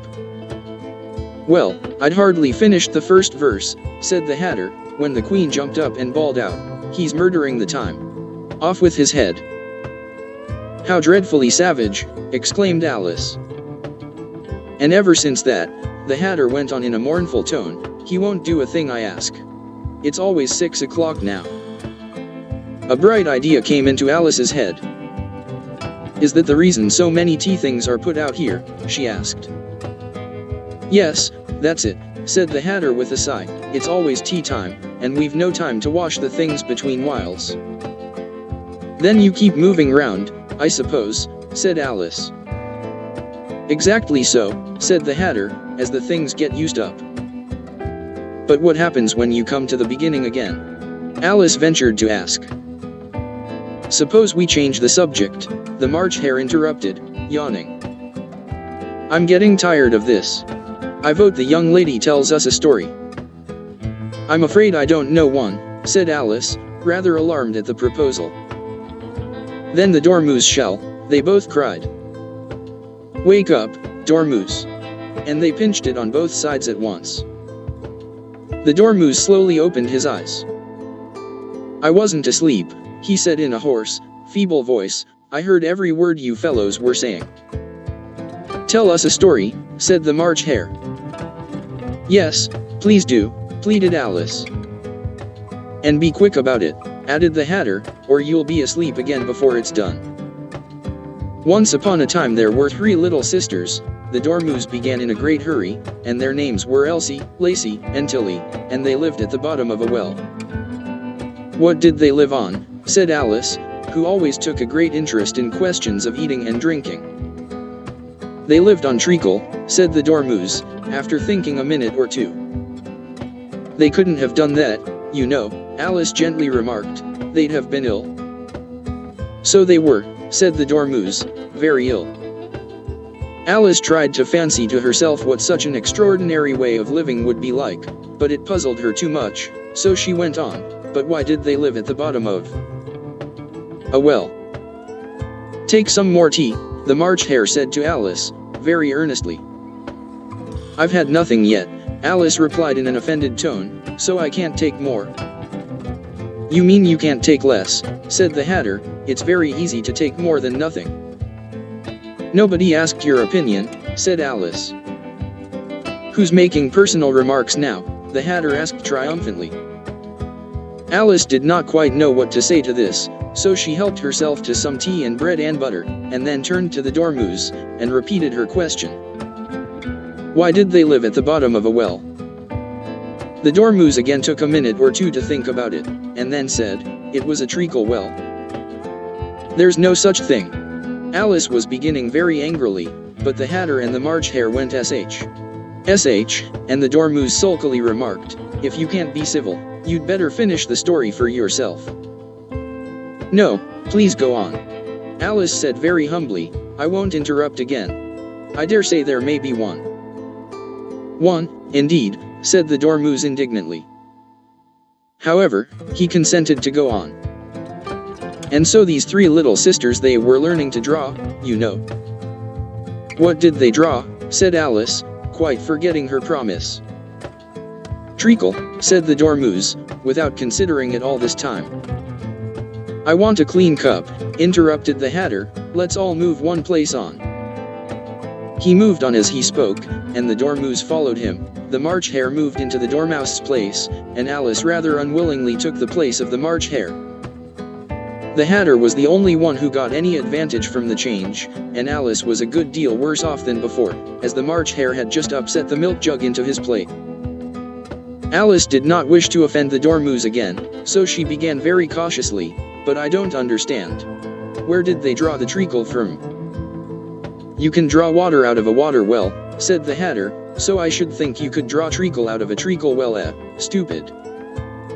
But they were in the well, Alice said to the Dormouse, not choosing to notice this last remark. Of course they were, said the Dormouse, well in. This answer so confused poor Alice, that she let the Dormouse go on for some time without interrupting it. They were learning to draw, the Dormouse went on, yawning and rubbing its eyes, for it was getting very sleepy, and they drew all manner of things, everything that begins with an M. Why with an M? Said Alice. Why not? Said the March Hare. Alice was silent. The Dormouse had closed its eyes by this time, and was going off into a doze. But, on being pinched by the Hatter, it woke up again with a little shriek, and went on. That begins with an M, such as mousetraps, and the moon, and memory, and muchness. You know, you say things are much of a muchness. Did you ever see such a thing as a drawing of a muchness? Really, now you ask me, said Alice, very much confused, I don't think. Then you shouldn't talk, said the Hatter. This piece of rudeness was more than Alice could bear. She got up in great disgust, and walked off. The Dormouse fell asleep instantly, and neither of the others took the least notice of her going, though she looked back once or twice, half hoping that they would call after her. The last time she saw them, they were trying to put the Dormouse into the teapot. At any rate, I'll never go there again, said Alice as she picked her way through the wood. It's the stupidest tea party I ever was at in all my life. Just as she said this, she noticed that one of the trees had a door leading right into it. That's very curious, she thought. But everything's curious today. I think I may as well go in at once. And in she went. Once more she found herself in the long hall, and close to the little glass table. Now, I'll manage better this time, she said to herself, and began by taking the little golden key, and unlocking the door that led into the garden. Then she went to work nibbling at the mushroom. She had kept a piece of it in her pocket, till she was about a foot high. Then she walked down the little passage, and then she found herself at last in the beautiful garden, among the bright flower beds and the cool fountains. Chapter 8. The Queen's Croquet Ground. A large rose tree stood near the entrance of the garden. The roses growing on it were white, but there were 3 gardeners at it, busily painting them red. Alice thought this a very curious thing, and she went nearer to watch them, and just as she came up to them she heard one of them say, "Look out now, 5. Don't go splashing paint over me like that." "I couldn't help it," said 5, in a sulky tone. 7 jugged my elbow. On which 7 looked up and said, "That's right, 5. Always lay the blame on others." "You'd better not talk," said 5. "I heard the Queen say only yesterday you deserved to be beheaded." "What for?" said the one who had spoken first. "That's none of your business, 2, said 7. "Yes, it is his business," said 5, "and I'll tell him it was for bringing the cooked tulip roots instead of onions." 7 flung down his brush, and had just begun, well, of all the unjust things, when his eye chanced to fall upon Alice, as she stood watching them, and he checked himself suddenly. The others looked round also, and all of them bowed low. "Would you tell me," said Alice, a little timidly, "why you are painting those roses?" 5 and 7 said nothing, but looked at 2. 2 began in a low voice, "Why, the fact is, you see, miss, this here ought to have been a red rose tree, and we put a white one in by mistake, and if the Queen was to find it out, we should all have our heads cut off, you know. So you see, miss, we're doing our best, afore she comes." 2. At this moment 5, who had been anxiously looking across the garden, called out, "The Queen! The Queen!" and the 3 gardeners instantly threw themselves flat upon their faces. There was a sound of many footsteps, and Alice looked round, eager to see the Queen. First came 10 soldiers carrying clubs. These were all shaped like the 3 gardeners, oblong and flat, with their hands and feet at the corners. Next the 10 courtiers. These were ornamented all over with diamonds, and walked 2 and 2, as the soldiers did. After these came the royal children. There were 10 of them, and the little dears came jumping merrily along hand in hand, in couples. They were all ornamented with hearts. Next came the guests, mostly kings and queens, and among them Alice recognized the white rabbit. It was talking in a hurried, nervous manner, smiling at everything that was said, and went by without noticing her. Then followed the knave of hearts, carrying the king's crown on a crimson velvet cushion, and, last of all this grand procession, came the king and queen of hearts.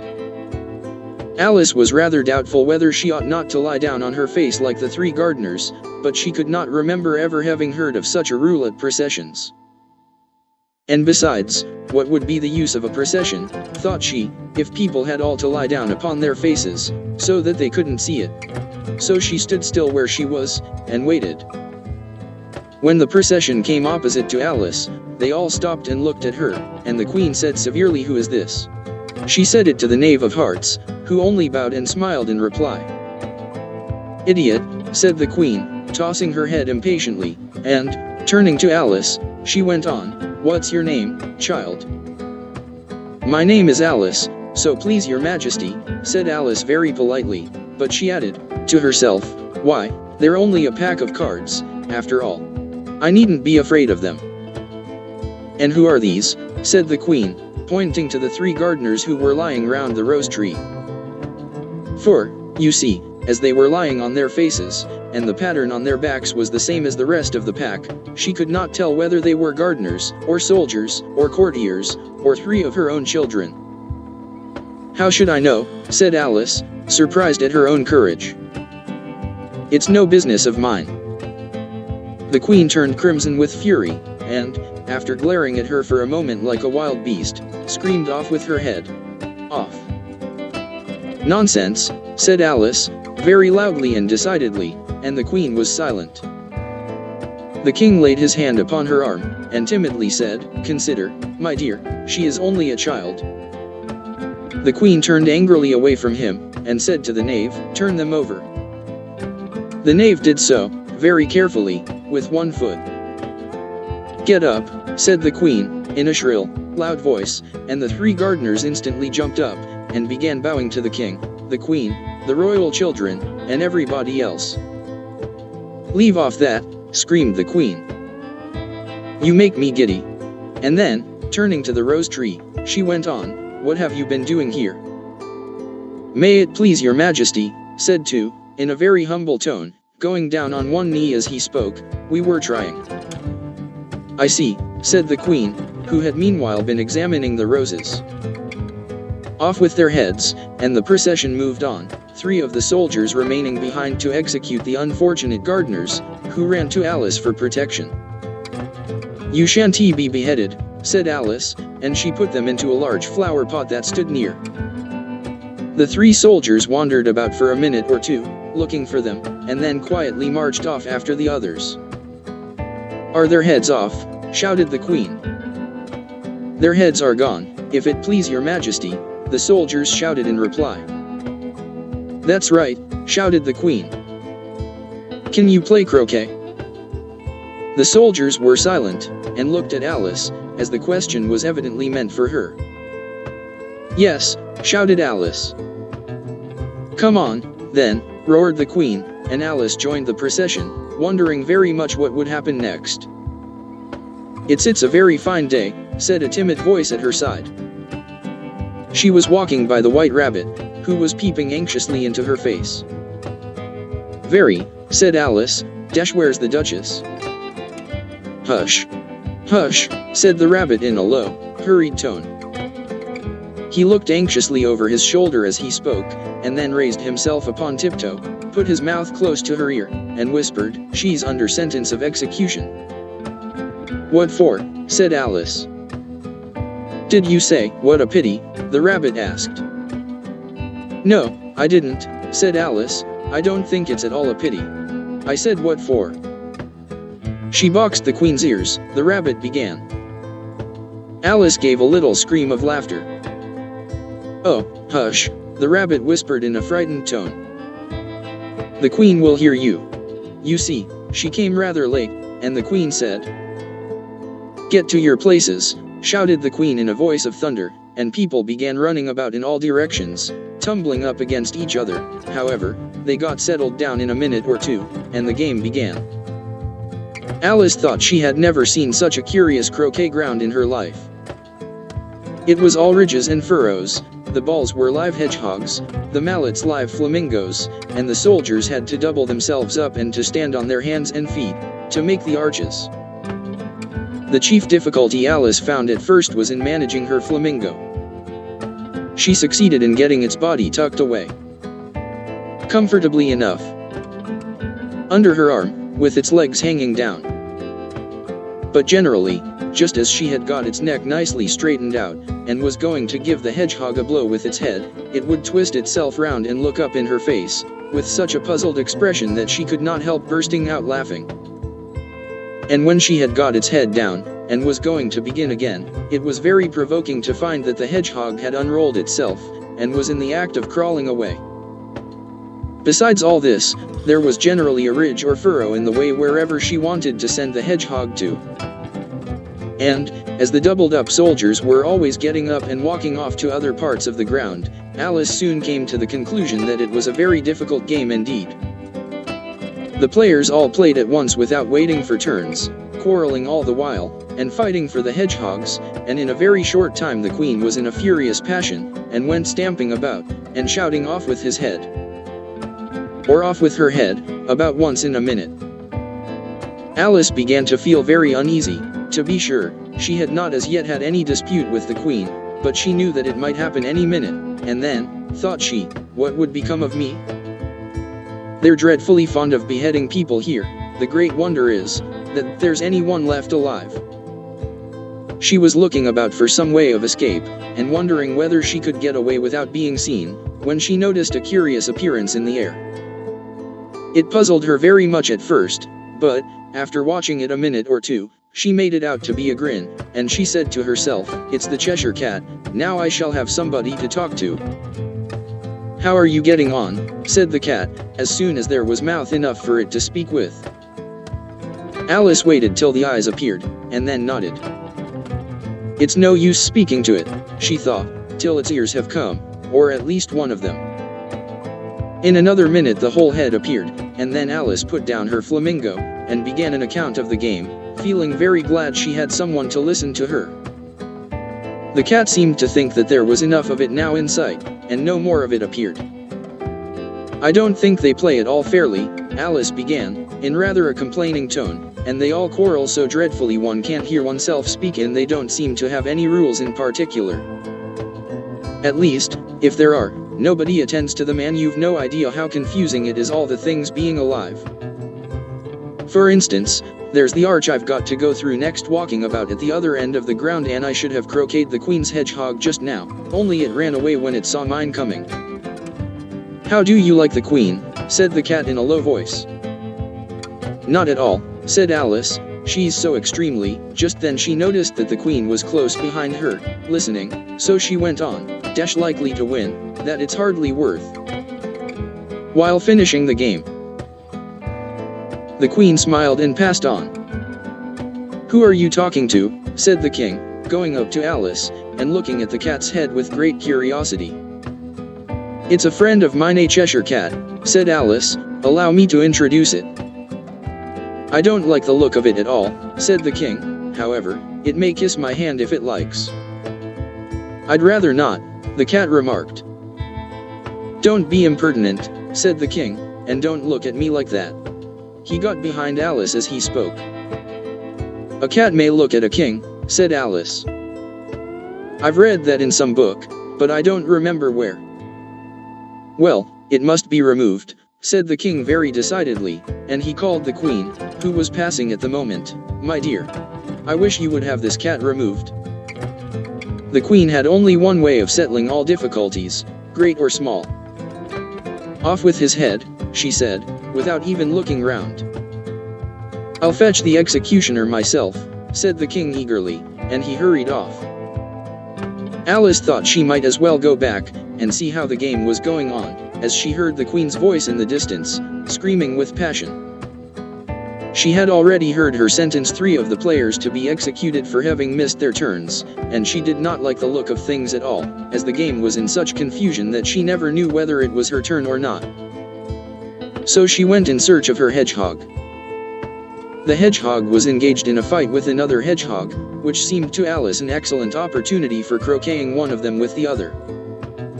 The only difficulty was that her flamingo was gone across to the other side of the garden, where Alice could see it trying in a helpless sort of way to fly up into a tree.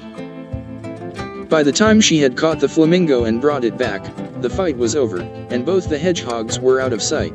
But it doesn't matter much, thought Alice, as all the arches are gone from this side of the ground. So she tucked it away under her arm, that it might not escape again, and went back for a little more conversation with her friend. When she got back to the Cheshire Cat, she was surprised to find quite a large crowd collected round it. There was a dispute going on between the executioner, the King, and the Queen, who were all talking at once, while all the rest were quite silent, and looked very uncomfortable. The moment Alice appeared, she was appealed to by all three to settle the question, and they repeated their arguments to her, though, as they all spoke at once, she found it very hard indeed to make out exactly what they said. The executioner's argument was that you couldn't cut off a head unless there was a body to cut it off from, that he had never had to do such a thing before, and he wasn't going to begin at his time of life. The King's argument was that anything that had a head could be beheaded, and that you weren't to talk nonsense. The Queen's argument was that if something wasn't done about it in less than no time, she'd have everybody executed, all round. It was this last remark that had made the whole party look so grave and anxious. Alice could think of nothing else to say but, "It belongs to the Duchess, you'd better ask her about it." "She's in prison," the Queen said to the executioner, "fetch her here." And the executioner went off like an arrow. The cat's head began fading away the moment he was gone, and, by the time he had come back with the Duchess, it had entirely disappeared. So the king and the executioner ran wildly up and down looking for it, while the rest of the party went back to the game. Chapter 9. The Mock Turtle's Story. "You can't think how glad I am to see you again, you dear old thing," said the Duchess, as she tucked her arm affectionately into Alice's, and they walked off together. Alice was very glad to find her in such a pleasant temper, and thought to herself that perhaps it was only the pepper that had made her so savage when they met in the kitchen. "When I'm a duchess," she said to herself, not in a very hopeful tone though, "I won't have any pepper in my kitchen at all. Soup does very well without, maybe it's always pepper that makes people hot-tempered." She went on, very much pleased at having found out a new kind of rule, and vinegar that makes them sour, and chamomile that makes them bitter, and barley sugar and such things that make children sweet-tempered. "I only wish people knew that, then they wouldn't be so stingy about it, you know." She had quite forgotten the Duchess by this time, and was a little startled when she heard her voice close to her ear. "You're thinking about something, my dear, and that makes you forget to talk. I can't tell you just now what the moral of that is, but I shall remember it in a bit." "Perhaps it hasn't one," Alice ventured to remark. "Tut, tut, child," said the Duchess. "Everything's got a moral, if only you can find it." And she squeezed herself up closer to Alice's side as she spoke. Alice did not much like keeping so close to her, first, because the Duchess was very ugly, and secondly, because she was exactly the right height to rest her chin upon Alice's shoulder, and it was an uncomfortably sharp chin. However, she did not like to be rude, so she bore it as well as she could. "The game's going on rather better now," she said, by way of keeping up the conversation a little. "'Tis so," said the Duchess, "and the moral of that is, oh, 'tis love, that makes the world go round." "Somebody said," Alice whispered, "that it's done by everybody minding their own business." "Ah, well. It means much the same thing," said the Duchess, digging her sharp little chin into Alice's shoulder as she added, "and the moral of that is, take care of the sense, and the sounds will take care of themselves." How fond she is of finding morals in things, Alice thought to herself. "I dare say you're wondering why I don't put my arm round your waist," the Duchess said after a pause. "The reason is, that I'm doubtful about the temper of your flamingo. Shall I try the experiment?" "He might bite," Alice cautiously replied, not feeling at all anxious to have the experiment tried. "Very true," said the Duchess, "flamingos and mustard both bite. And the moral of that is, birds of a feather flock together." "Only mustard isn't a bird," Alice remarked. "Right, as usual," said the Duchess. "What a clear way you have of putting things." "It's a mineral, I think," said Alice. "Of course it is," said the Duchess, who seemed ready to agree to everything that Alice said. "There's a large mustard mine near here. And the moral of that is, the more there is of mine, the less there is of yours." "Oh, I know," exclaimed Alice, who had not attended to this last remark. "It's a vegetable. It doesn't look like one, but it is." "I quite agree with you," said the Duchess. "And the moral of that is, be what you would seem to be, or if you'd like it put more simply, never imagine yourself not to be otherwise than what it might appear to others that what you were or might have been was not otherwise than what you had been would have appeared to them to be otherwise." "I think I should understand that better," Alice said very politely, "if I had it written down, but I can't quite follow it as you say it." "That's nothing to what I could say if I chose," the Duchess replied, in a pleased tone. "Pray don't trouble yourself to say it any longer than that," said Alice. "Oh, don't talk about trouble," said the Duchess. "I make you a present of everything I've said as yet." "A cheap sort of present," thought Alice. "I'm glad they don't give birthday presents like that." But she did not venture to say it out loud. Thinking again, the Duchess asked, with another dig of her sharp little chin. "I've a right to think," said Alice sharply, for she was beginning to feel a little worried. "Just about as much right," said the Duchess, "as pigs have to fly, and the M." But here, to Alice's great surprise, the Duchess's voice died away, even in the middle of her favorite word, moral, and the arm that was linked into hers began to tremble. Alice looked up, and there stood the Queen in front of them, with her arms folded, frowning like a thunderstorm. "A fine day, Your Majesty," the Duchess began in a low, weak voice. "Now, I give you fair warning," shouted the Queen, stamping on the ground as she spoke, "either you or your head must be off, and that in about half no time. Take your choice." The Duchess took her choice, and was gone in a moment. "Let's go on with the game," the Queen said to Alice, and Alice was too much frightened to say a word, but slowly followed her back to the croquet ground. The other guests had taken advantage of the Queen's absence, and were resting in the shade. However, the moment they saw her, they hurried back to the game, the Queen merely remarking that a moment's delay would cost them their lives. All the time they were playing, the Queen never left off quarreling with the other players, and shouting "off with his head," or "off with her head." Those whom she sentenced were taken into custody by the soldiers, who of course had to leave off being arches to do this, so that by the end of half an hour or so there were no arches left, and all the players, except the King, the Queen, and Alice, were in custody and under sentence of execution. Then the Queen left off, quite out of breath, and said to Alice, "Have you seen the Mock Turtle yet?" "No," said Alice. "I don't even know what a Mock Turtle is." "It's the thing Mock Turtle soup is made from," said the Queen. "I never saw one, or heard of one," said Alice. "Come on, then," said the Queen, "and he shall tell you his history." As they walked off together, Alice heard the King say in a low voice, to the company generally, "You are all pardoned." "Come, that's a good thing," she said to herself, for she had felt quite unhappy at the number of executions the Queen had ordered. They very soon came upon a griffin, lying fast asleep in the sun. "If you don't know what a griffin is, look at the picture." "Up, lazy thing," said the Queen, "and take this young lady to see the Mock Turtle, and to hear his history. I must go back and see after some executions I have ordered," and she walked off, leaving Alice alone with the griffin. Alice did not quite like the look of the creature, but on the whole she thought it would be quite as safe to stay with it as to go after that savage Queen, so she waited. The griffin sat up and rubbed its eyes, then it watched the Queen till she was out of sight, then it chuckled. "What fun," said the griffin, half to itself, half to Alice. "What is the fun?" said Alice. "Why, she," said the griffin.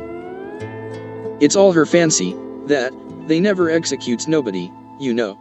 Come on." "Everybody says come on, here," thought Alice, as she went slowly after it. "I never was so ordered about in all my life, never." They had not gone far before they saw the Mock Turtle in the distance, sitting sad and lonely on a little ledge of rock, and, as they came nearer, Alice could hear him sighing as if his heart would break. She pitied him deeply.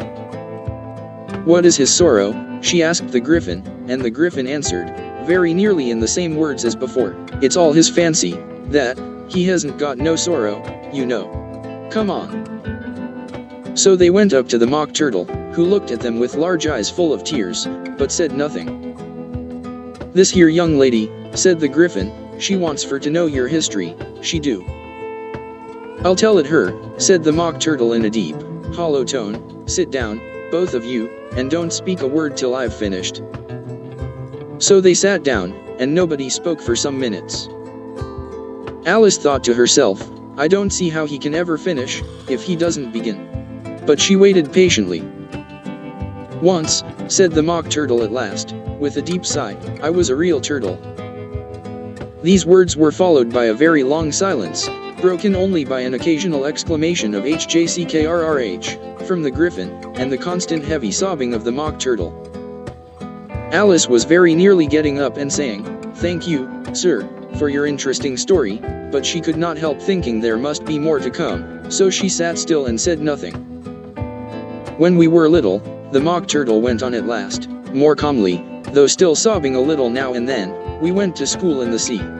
The master was an old turtle, we used to call him Tortoise." "Why did you call him Tortoise, if he wasn't one?" Alice asked. "We called him Tortoise because he taught us," said the Mock Turtle angrily. "Really, you are very dull." You ought to be ashamed of yourself for asking such a simple question, added the Griffin, and then they both sat silent and looked at poor Alice, who felt ready to sink into the earth. At last the Griffin said to the Mock Turtle, "Drive on, old fellow. Don't be all day about it," and he went on in these words. "Yes, we went to school in the sea, though you mayn't believe it." "I never said I didn't," interrupted Alice. "You did," said the Mock Turtle. "Hold your tongue," added the Griffin, before Alice could speak again. The Mock Turtle went on.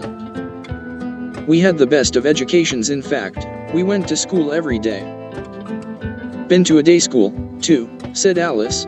"You needn't be so proud as all that." "With extras?" asked the Mock Turtle a little anxiously. "Yes," said Alice, "we learned French and music." "And washing?" said the Mock Turtle. "Certainly not," said Alice indignantly. "Ah. Then yours wasn't a really good school," said the Mock Turtle in a tone of great relief. Now at ours they had at the end of the bill, French, music, and washing extra. "You couldn't have wanted it much," said Alice, living at the bottom of the sea. "I couldn't afford to learn it," said the Mock Turtle with a sigh. "I only took the regular course." "What was that?" inquired Alice. "Reeling and writhing, of course, to begin with," the Mock Turtle replied, "and then the different branches of arithmetic: ambition, distraction, uglification, and derision."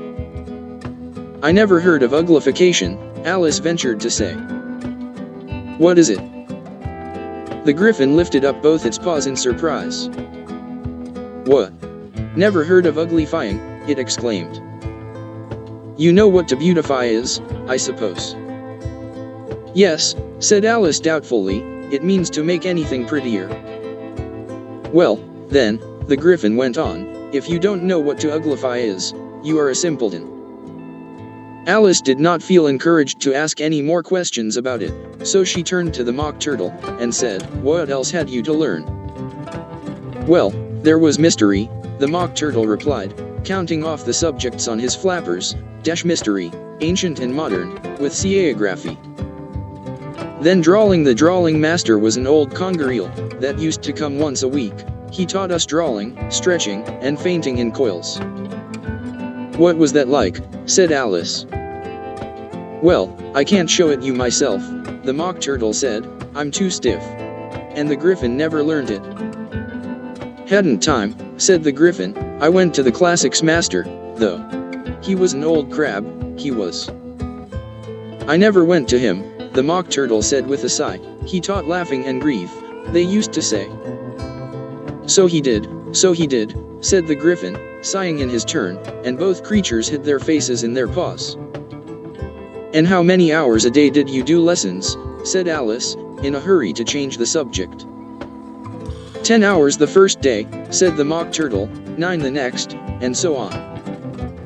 "What a curious plan," exclaimed Alice. "That's the reason they're called lessons," the Griffin remarked, "because they lesson from day to day." This was quite a new idea to Alice, and she thought it over a little before she made her next remark. "Then the 11th day must have been a holiday." "Of course it was," said the Mock Turtle. "And how did you manage on the 12th? Alice went on eagerly. "That's enough about lessons," the Griffin interrupted in a very decided tone. "Tell her something about the games now." Chapter X. The Lobster Quadrille. The Mock Turtle sighed deeply, and drew the back of one flapper across his eyes. He looked at Alice, and tried to speak, but for a minute or two sobs choked his voice. "Same as if he had a bone in his throat," said the Griffin, and it set to work shaking him and punching him in the back. At last the Mock Turtle recovered his voice, and, with tears running down his cheeks, he went on again. "You may not have lived much under the sea, I haven't," said Alice, and perhaps you were never even introduced to a lobster. Alice began to say, "I once tasted," but checked herself hastily, and said, "No, never, so you can have no idea what a delightful thing a lobster quadrille is." "No, indeed," said Alice. "What sort of a dance is it?" "Why," said the Griffin. "You first form into a line along the seashore." "Two lines," cried the Mock Turtle. "Seals, turtles, salmon, and so on, then, when you've cleared all the jellyfish out of the way." "That generally takes some time," interrupted the Griffin. "Dash, you advance twice." "Each with a lobster as a partner," cried the Griffin. "Of course," the Mock Turtle said, "advance twice, set to partners." "Dash, change lobsters, and retire in same order," continued the Griffin. "Then, you know," the Mock Turtle went on, "you throw the lobsters," shouted the Griffin, with a bound into the air. "Dash as far out to sea as you can." "Swim after them," screamed the Griffin. "Turn a somersault in the sea," cried the Mock Turtle, capering wildly about. "Change lobsters again," yelled the Griffin at the top of its voice.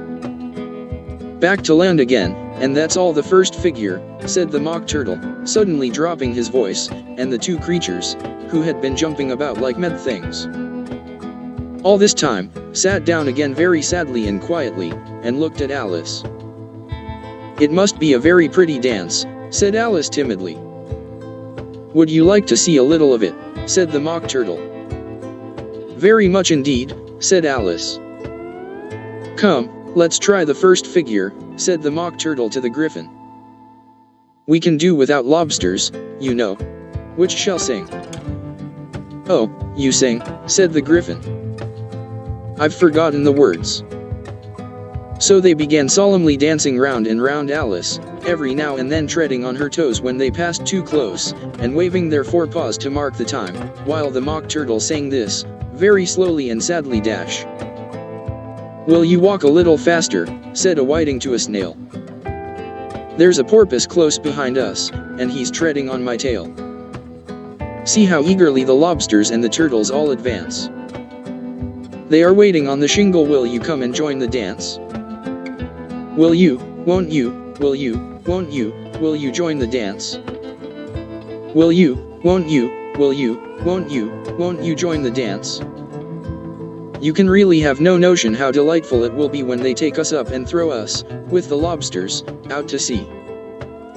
But the snail replied, too far, and gave a look askance. Said he thanked the whiting kindly, but he would not join the dance. Would not, could not, would not, could not, would not join the dance. Would not, could not, would not, could not join the dance. What matters it how far we go? His scaly friend replied. There is another shore, you know, upon the other side. The further off from England the nearer is to France. Then turn not pale, beloved snail, but come and join the dance. Will you, won't you, will you, won't you, will you join the dance? Will you, won't you, will you, won't you join the dance? Thank you, it's a very interesting dance to watch, said Alice, feeling very glad that it was over at last, and I do so like that curious song about the whiting. Oh, as to the whiting, said the Mock Turtle, you've seen them, of course. Yes, said Alice, I've often seen them at Din. She checked herself hastily. I don't know where Din may be, said the Mock Turtle, but if you've seen them so often, of course you know what they're like. I believe so, Alice replied thoughtfully. They have their tails in their mouths and they're all over crumbs. You're wrong about the crumbs, said the Mock Turtle. Crumbs would all wash off in the sea. But they have their tails in their mouths, and the reason is here. The Mock Turtle yawned and shut his eyes. Dash, tell her about the reason and all that, he said to the Griffin.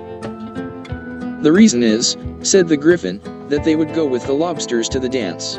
So they got thrown out to sea. So they had to fall a long way. So they got their tails fast in their mouths. So they couldn't get them out again. That's all. Thank you, said Alice, it's very interesting. I never knew so much about a whiting before. I can tell you more than that, if you like, said the Griffin. Do you know why it's called a whiting? I never thought about it, said Alice. Why? It does the boots and shoes, the Griffin replied very solemnly. Alice was thoroughly puzzled. Does the boots and shoes, she repeated in a wondering tone. Why, what are your shoes done with? Said the Griffin. I mean, what makes them so shiny? Alice looked down at them, and considered a little before she gave her answer. They're done with blacking, I believe. Boots and shoes under the sea, the Griffin went on in a deep voice, are done with a whiting. Now you know. And what are they made of? Alice asked in a tone of great curiosity. Solace and eels, of course, the Griffin replied rather impatiently, any shrimp could have told you that. If I'd been the whiting, said Alice, whose thoughts were still running on the song, I'd have said to the porpoise, keep back, please, we don't want you with us. They were obliged to have him with them, the Mock Turtle said, no wise fish would go anywhere without a porpoise. Wouldn't it really? Said Alice in a tone of great surprise. Of course not, said the Mock Turtle, why, if a fish came to me, and told me he was going a journey, I should say, with what porpoise? Don't you mean purpose? Said Alice. I mean what I say, the Mock Turtle replied in an offended tone. And the Griffin added, come, let's hear some of your adventures. I could tell you my adventures beginning from this morning, said Alice a little timidly, but it's no use going back to yesterday, because I was a different person then. Explain all that, said the Mock Turtle. No. The adventures first, said the Griffin in an impatient tone, explanations take such a dreadful time. So Alice began telling them her adventures from the time when she first saw the white rabbit. She was a little nervous about it just at first, the two creatures got so close to her, one on each side, and opened their eyes and mouths so very wide, but she gained courage as she went on. Her listeners were perfectly quiet till she got to the part about her repeating, you are old, Father William, to the caterpillar, and the words all coming different, and then the Mock Turtle drew a long breath, and said, that's very curious. It's all about as curious as it can be, said the Griffin. It all came different, the Mock Turtle repeated thoughtfully. I should like to hear her try and repeat something now. Tell her to begin. He looked at the Griffin as if he thought it had some kind of authority over Alice. Stand up and repeat, 'tis the voice of the slug guard, said the Griffin. How the creatures order one about, and make one repeat lessons, thought Alice, I might as well be at school at once. However, she got up, and began to repeat it, but her head was so full of the lobster quadrille, that she hardly knew what she was saying, and the words came very queer indeed. 'Tis the voice of the lobster, I heard him declare, you have baked me too brown, I must sugar my hair. As a duck with its eyelids, so he with his nose trims his belt and his buttons, and turns out his toes. Later editions continued as follows. When the sands are all dry, he is gay as a lark, and will talk in contemptuous tones of the shark. But, when the tide rises and sharks are around, his voice has a timid and tremulous sound. That's different from what I used to say when I was a child, said the Griffin. Well, I never heard it before, said the Mock Turtle, but it sounds uncommon nonsense. Alice said nothing. She had sat down with her face in her hands, wondering if anything would ever happen in a natural way again. I should like to have it explained, said the Mock Turtle. She can't explain it, said the Griffin hastily. Go on with the next verse. But about his toes, the Mock Turtle persisted. How could he turn them out with his nose, you know? It's the first position in dancing, Alice said, but was dreadfully puzzled by the whole thing, and longed to change the subject. Go on with the next verse, the Griffin repeated impatiently. It begins, I passed by his garden. Alice did not dare to disobey, though she felt sure it would all come wrong, and she went on in a trembling voice. I passed by his garden, and marked, with one eye, how the owl and the panther were sharing a pie. Later editions continued as follows. The panther took pie crust, and gravy, and meat, while the owl had the dish as its share of the treat. When the pie was all finished, the owl, as a boon, was kindly permitted to pocket the spoon, while the panther received knife and fork with a growl, and concluded the banquet. What is the use of repeating all that stuff? The Mock Turtle interrupted, if you don't explain it as you go on. It's by far the most confusing thing I ever heard." "Yes, I think you'd better leave off," said the Griffin, and Alice was only too glad to do so. "Shall we try another figure of the lobster quadrille?" the Griffin went on. "Or would you like the Mock Turtle to sing you a song?" "Oh, a song, please, if the Mock Turtle would be so kind," Alice replied, so eagerly that the Griffin said, in a rather offended tone, "No accounting for tastes. Sing her turtle soup, will you, old fellow?" The Mock Turtle sighed deeply, and began, in a voice sometimes choked with sobs, to sing this dash. "Beautiful soup, so rich and green, waiting in a hot tureen. Who for such dainties would not stoop? Soup of the evening, beautiful soup. Soup of the evening, beautiful soup. Bo a tea fool suoop. Bo a tea fool suoop. Suoop of the evening, beautiful, beautiful soup. Beautiful soup. Who cares for fish, game, or any other dish? Who would not give all else for 2 pennyworth only of beautiful soup? Pennyworth only of beautiful soup? Bo a tea fool suoop. Bo a tea fool suoop. Suoop of the evening, beautiful, beautiful soup." "Chorus again," cried the Griffin, and the Mock Turtle had just begun to repeat it, when a cry of, "The trial's beginning," was heard in the distance. "Come on," cried the Griffin, and, taking Alice by the hand, it hurried off, without waiting for the end of the song. "What trial is it?" Alice panted as she ran, but the Griffin only answered "Come on," and ran the faster, while more and more faintly came, carried on the breeze that followed them, the melancholy words dash.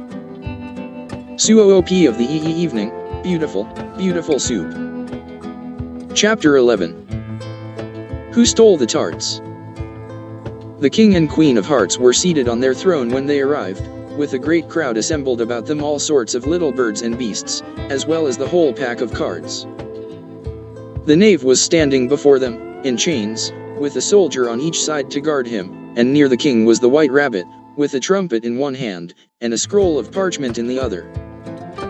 In the very middle of the court was a table, with a large dish of tarts upon it. They looked so good, that it made Alice quite hungry to look at them. "I wish they'd get the trial done," she thought, and hand round the refreshments. But there seemed to be no chance of this, so she began looking at everything about her, to pass away the time. Alice had never been in a court of justice before, but she had read about them in books, and she was quite pleased to find that she knew the name of nearly everything there. "That's the judge," she said to herself, because of his great wig.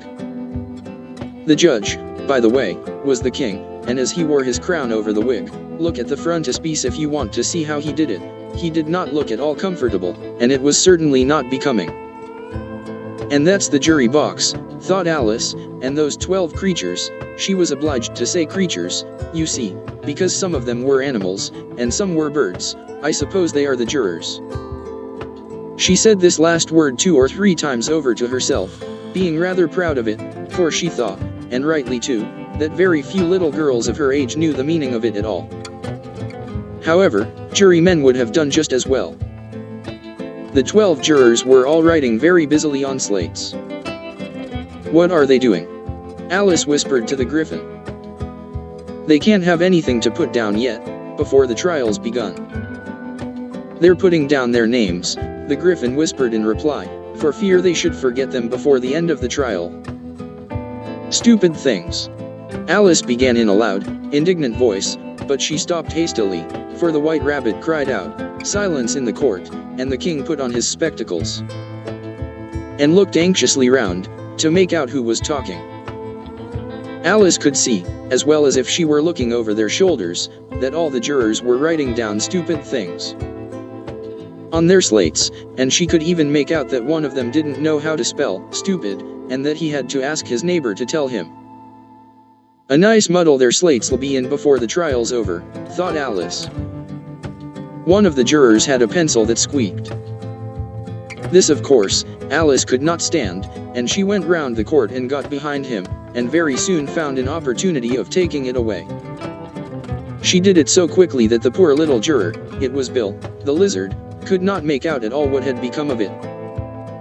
So, after hunting all about for it, he was obliged to write with one finger for the rest of the day, and this was of very little use, as it left no mark on the slate. "Herald, read the accusation," said the king. On this the White Rabbit blew 3 blasts on the trumpet, and then unrolled the parchment scroll, and read as follows: "The Queen of Hearts, she made some tarts, all on a summer day. The Knave of Hearts, he stole those tarts, and took them quite away." "Consider your verdict," the king said to the jury. "Not yet, not yet," the rabbit hastily interrupted. "There's a great deal to come before that." "Call the first witness," said the king, and the White Rabbit blew 3 blasts on the trumpet, and called out, "First witness." The first witness was the Hatter. He came in with a teacup in one hand and a piece of bread and butter in the other. "I beg pardon, your majesty," he began, "for bringing these in, but I hadn't quite finished my tea when I was sent for." "You ought to have finished," said the king. "When did you begin?" The Hatter looked at the March Hare, who had followed him into the court, arm in arm with the Dormouse. 14th of March, I think it was," he said. 15th, said the March Hare. 16th, added the Dormouse. "Write that down," the king said to the jury, and the jury eagerly wrote down all 3 dates on their slates, and then added them up, and reduced the answer to shillings and pence. "Take off your hat," the king said to the Hatter. "It isn't mine," said the Hatter. "Stolen," the king exclaimed, turning to the jury, who instantly made a memorandum of the fact. "I keep them to sell," the Hatter added as an explanation. "I've none of my own. I'm a Hatter." Here the queen put on her spectacles, and began staring at the Hatter, who turned pale and fidgeted. "Give your evidence," said the king, "and don't be nervous, or I'll have you executed on the spot." This did not seem to encourage the witness at all. He kept shifting from one foot to the other, looking uneasily at the queen, and in his confusion he bit a large piece out of his teacup instead of the bread and butter.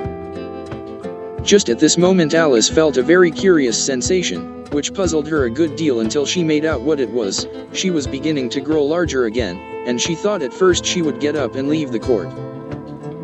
But on second thoughts she decided to remain where she was as long as there was room for her.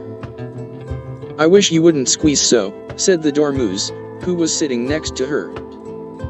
"I can hardly breathe." "I can't help it," said Alice very meekly, "I'm growing." "You've no right to grow here," said the Dormouse.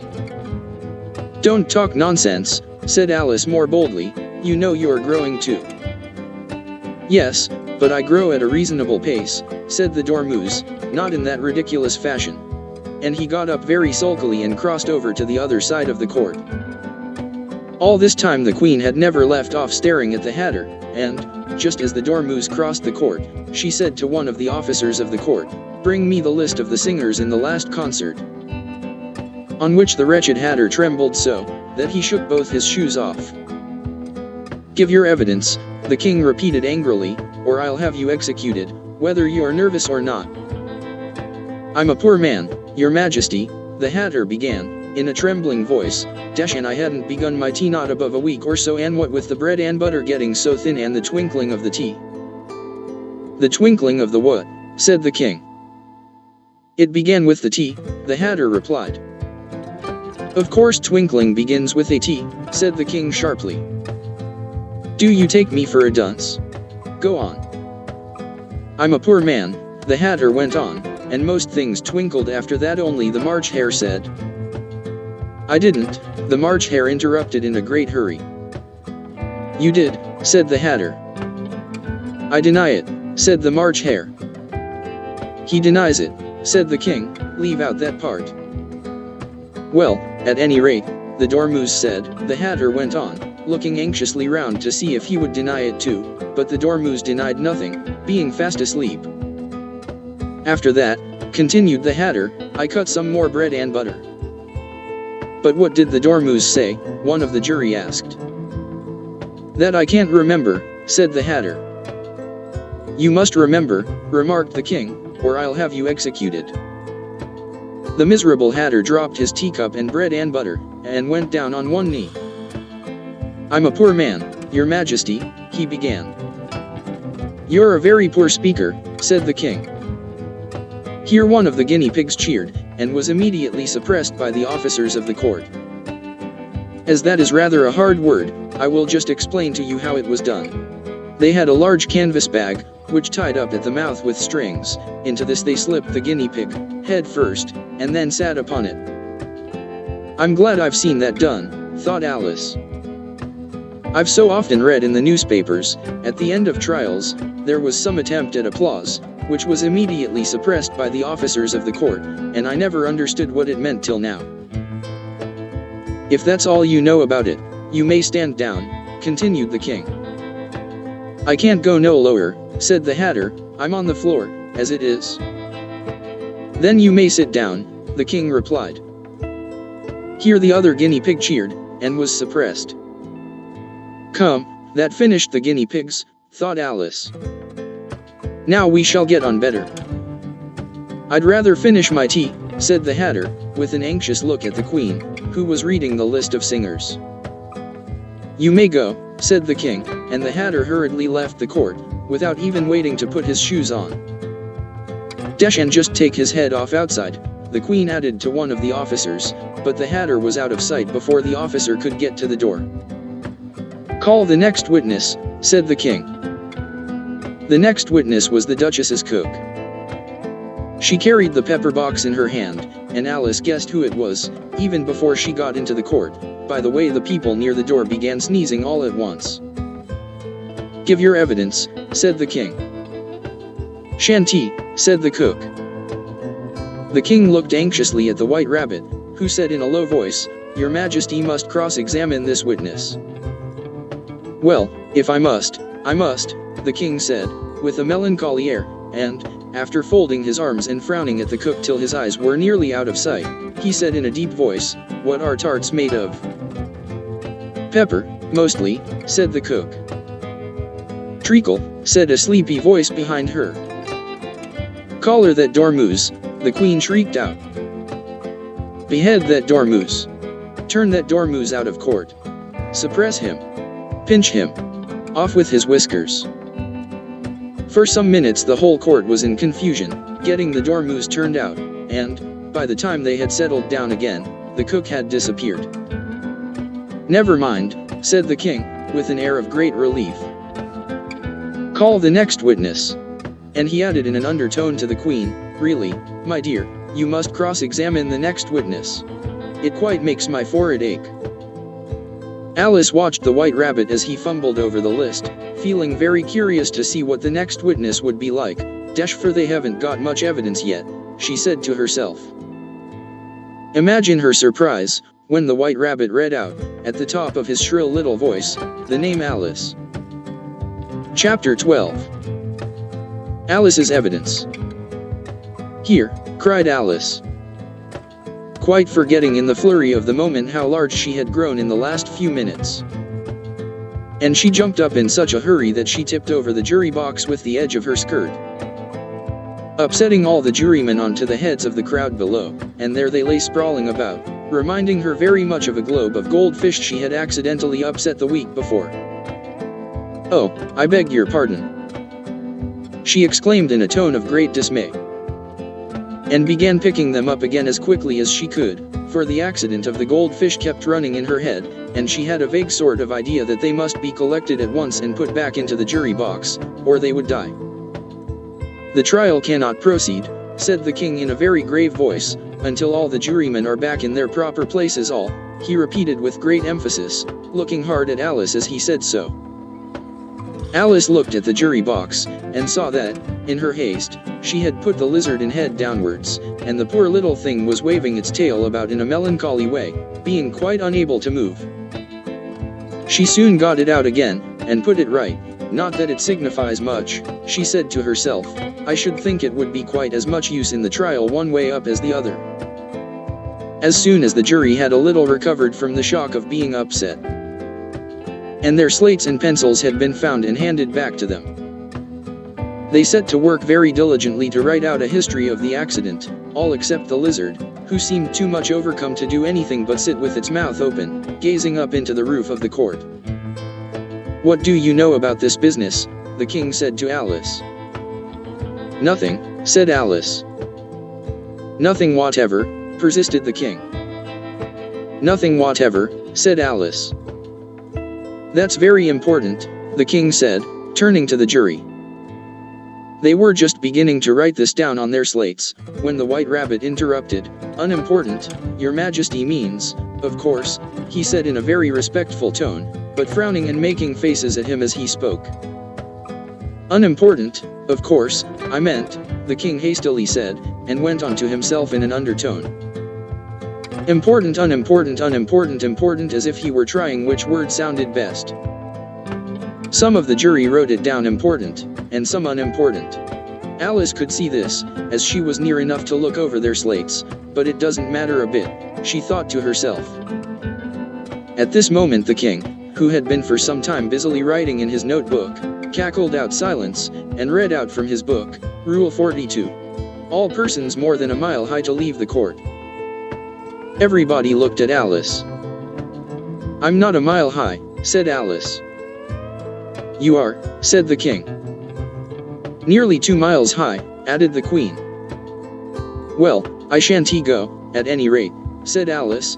"Besides, that's not a regular rule, you invented it just now." "It's the oldest rule in the book," said the king. "Then it ought to be number 1, said Alice. The king turned pale, and shut his notebook hastily.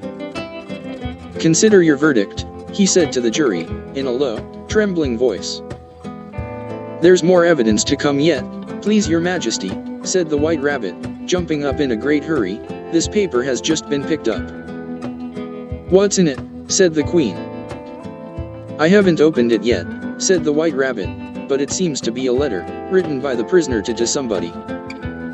"It must have been that," said the king, "unless it was written to nobody, which isn't usual, you know." "Who is it directed to?" said one of the jurymen. "It isn't directed at all," said the White Rabbit. "In fact, there's nothing written on the outside." He unfolded the paper as he spoke, and added, "It isn't a letter, after all, it's a set of verses." "Are they in the prisoner's handwriting?" asked another of the jurymen. "No, they're not," said the White Rabbit, "and that's the queerest thing about it." The jury all looked puzzled. "He must have imitated somebody else's hand," said the king. The jury all brightened up again.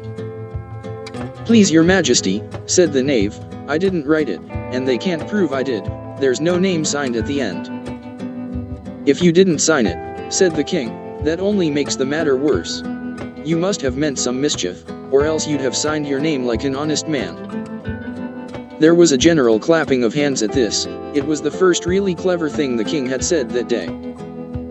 "That proves his guilt," said the queen. "It proves nothing of the sort," said Alice.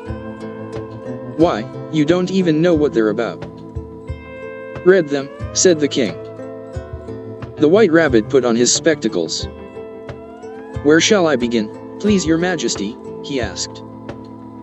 "Begin at the beginning," the king said gravely, "and go on till you come to the end, then stop." These were the verses the White Rabbit read dash. "They told me you had been to her, and mentioned me to him. She gave me a good character, but said I could not swim. He sent them word I had not gone. We know it to be true. If she should push the matter on, what would become of you? I gave her 1, they gave him 2, you gave us 3 or more, they all returned from him to you, though they were mine before. If I or she should chance to be involved in this affair, he trusts to you to set them free, exactly as we were. My notion was that you had been, before she had this fit, an obstacle that came between him and ourselves, and it. Don't let him know she liked them best, for this must ever be a secret, kept from all the rest, between yourself and me. That's the most important piece of evidence we've heard yet," said the king, rubbing his hands, "so now let the jury." "If any one of them can explain it," said Alice. She had grown so large in the last few minutes that she wasn't a bit afraid of interrupting him. "I'll give him 6pence. I don't believe there's an atom of meaning in it." The jury all wrote down on their slates, "She doesn't believe there's an atom of meaning in it," but none of them attempted to explain the paper. "If there's no meaning in it," said the king, That saves a world of trouble, you know, as we needn't try to find any. And yet I don't know, he went on, spreading out the verses on his knee, and looking at them with one eye. I seem to see some meaning in them, after all. Said I could not swim - you can't swim, can you? He added, turning to the knave. The knave shook his head sadly. Do I look like it? He said. Which he certainly did not, being made entirely of cardboard. All right, so far, said the king, and he went on muttering over the verses to himself. We know it to be true, that's the jury. Of course I gave her 1, they gave him 2. Why, that must be what he did with the tarts, you know. But, it goes on, they all returned from him to you, said Alice. Why, there they are, said the king triumphantly, pointing to the tarts on the table. Nothing can be clearer than that. Then again, before she had this fit you never had fits, my dear, I think, he said to the queen. Never, said the queen furiously, throwing an inkstand at the lizard as she spoke. The unfortunate little Bill had left off writing on his slate with one finger, as he found it made no mark, but he now hastily began again, using the ink that was trickling down his face, as long as it lasted. Then the words don't fit you, said the king, looking round the court with a smile. There was a dead silence. It's a pun, the king added in an offended tone, and everybody laughed. Let the jury consider their verdict, the king said, for about the 20th time that day. No, no, said the queen. Sentence first, verdict afterwards. Stuff and nonsense, said Alice loudly. The idea of having the sentence first. Hold your tongue, said the queen, turning purple. I won't, said Alice. Off with her head, the queen shouted at the top of her voice. Nobody moved. Who cares for you, said Alice, she had grown to her full size by this time. You're nothing but a pack of cards. At this the whole pack rose up into the air, and came flying down upon her. She gave a little scream, half of fright and half of anger, and tried to beat them off, and found herself lying on the bank, with her head in the lap of her sister, who was gently brushing away some dead leaves that had fluttered down from the trees upon her face. Wake up, Alice dear, said her sister. Why, what a long sleep you've had. Oh, I've had such a curious dream, said Alice, and she told her sister, as well as she could remember them, all these strange adventures of hers that you have just been reading about. And when she had finished, her sister kissed her, and said, It was a curious dream, dear, certainly, but now run into your tea, it's getting late. So Alice got up and ran off, thinking while she ran, as well she might, what a wonderful dream it had been. But her sister sat still just as she left her, leaning her head on her hand, watching the setting sun, and thinking of little Alice and all her wonderful adventures, till she too began dreaming after a fashion, and this was her dream dash. First, she dreamed of little Alice herself. And once again the tiny hands were clasped upon her knee. And the bright eager eyes were looking up into hers. She could hear the very tones of her voice, and see the queer little toss of her head to keep back the wandering hair that would always get into her eyes. And still as she listened, or seemed to listen, the whole place around her became alive with the strange creatures of her little sister's dream. The long grass rustled at her feet as the white rabbit hurried by. The frightened mouse splashed his way through the neighboring pool. She could hear the rattle of the teacups as the March Hare and his friends shared their never-ending meal, and the shrill voice of the queen ordering off her unfortunate guests to execution. Once more the pig baby was sneezing on the Duchess's knee, while plates and dishes crashed around it. Once more the shriek of the griffin, the squeaking of the lizard's slate pencil, and the choking of the suppressed guinea pigs, filled the air, mixed up with the distant sobs of the miserable mock turtle. So she sat on, with closed eyes, and half believed herself in Wonderland, though she knew she had but to open them again, and all would change to dull reality. The grass would be only rustling in the wind, and the pool rippling to the waving of the reeds. The rattling teacups would change to tinkling sheep bells, and the queen's shrill cries to the voice of the shepherd boy, and the sneeze of the baby, the shriek of the griffin. And all the other queer noises would change, she knew, to the confused clamour of the busy farmyard, while the lowing of the cattle in the distance would take the place of the mock turtle's heavy sobs. Lastly, she pictured to herself how this same little sister of hers would, in the aftertime, be herself a grown woman. And how she would keep, through all her riper years, the simple and loving heart of her childhood. And how she would gather about her other little children, and make their eyes bright and eager with many a strange tale, perhaps even with the dream of Wonderland of long ago. And how she would feel with all their simple sorrows, and find a pleasure in all their simple joys, remembering her own child life, and the happy summer days. The end.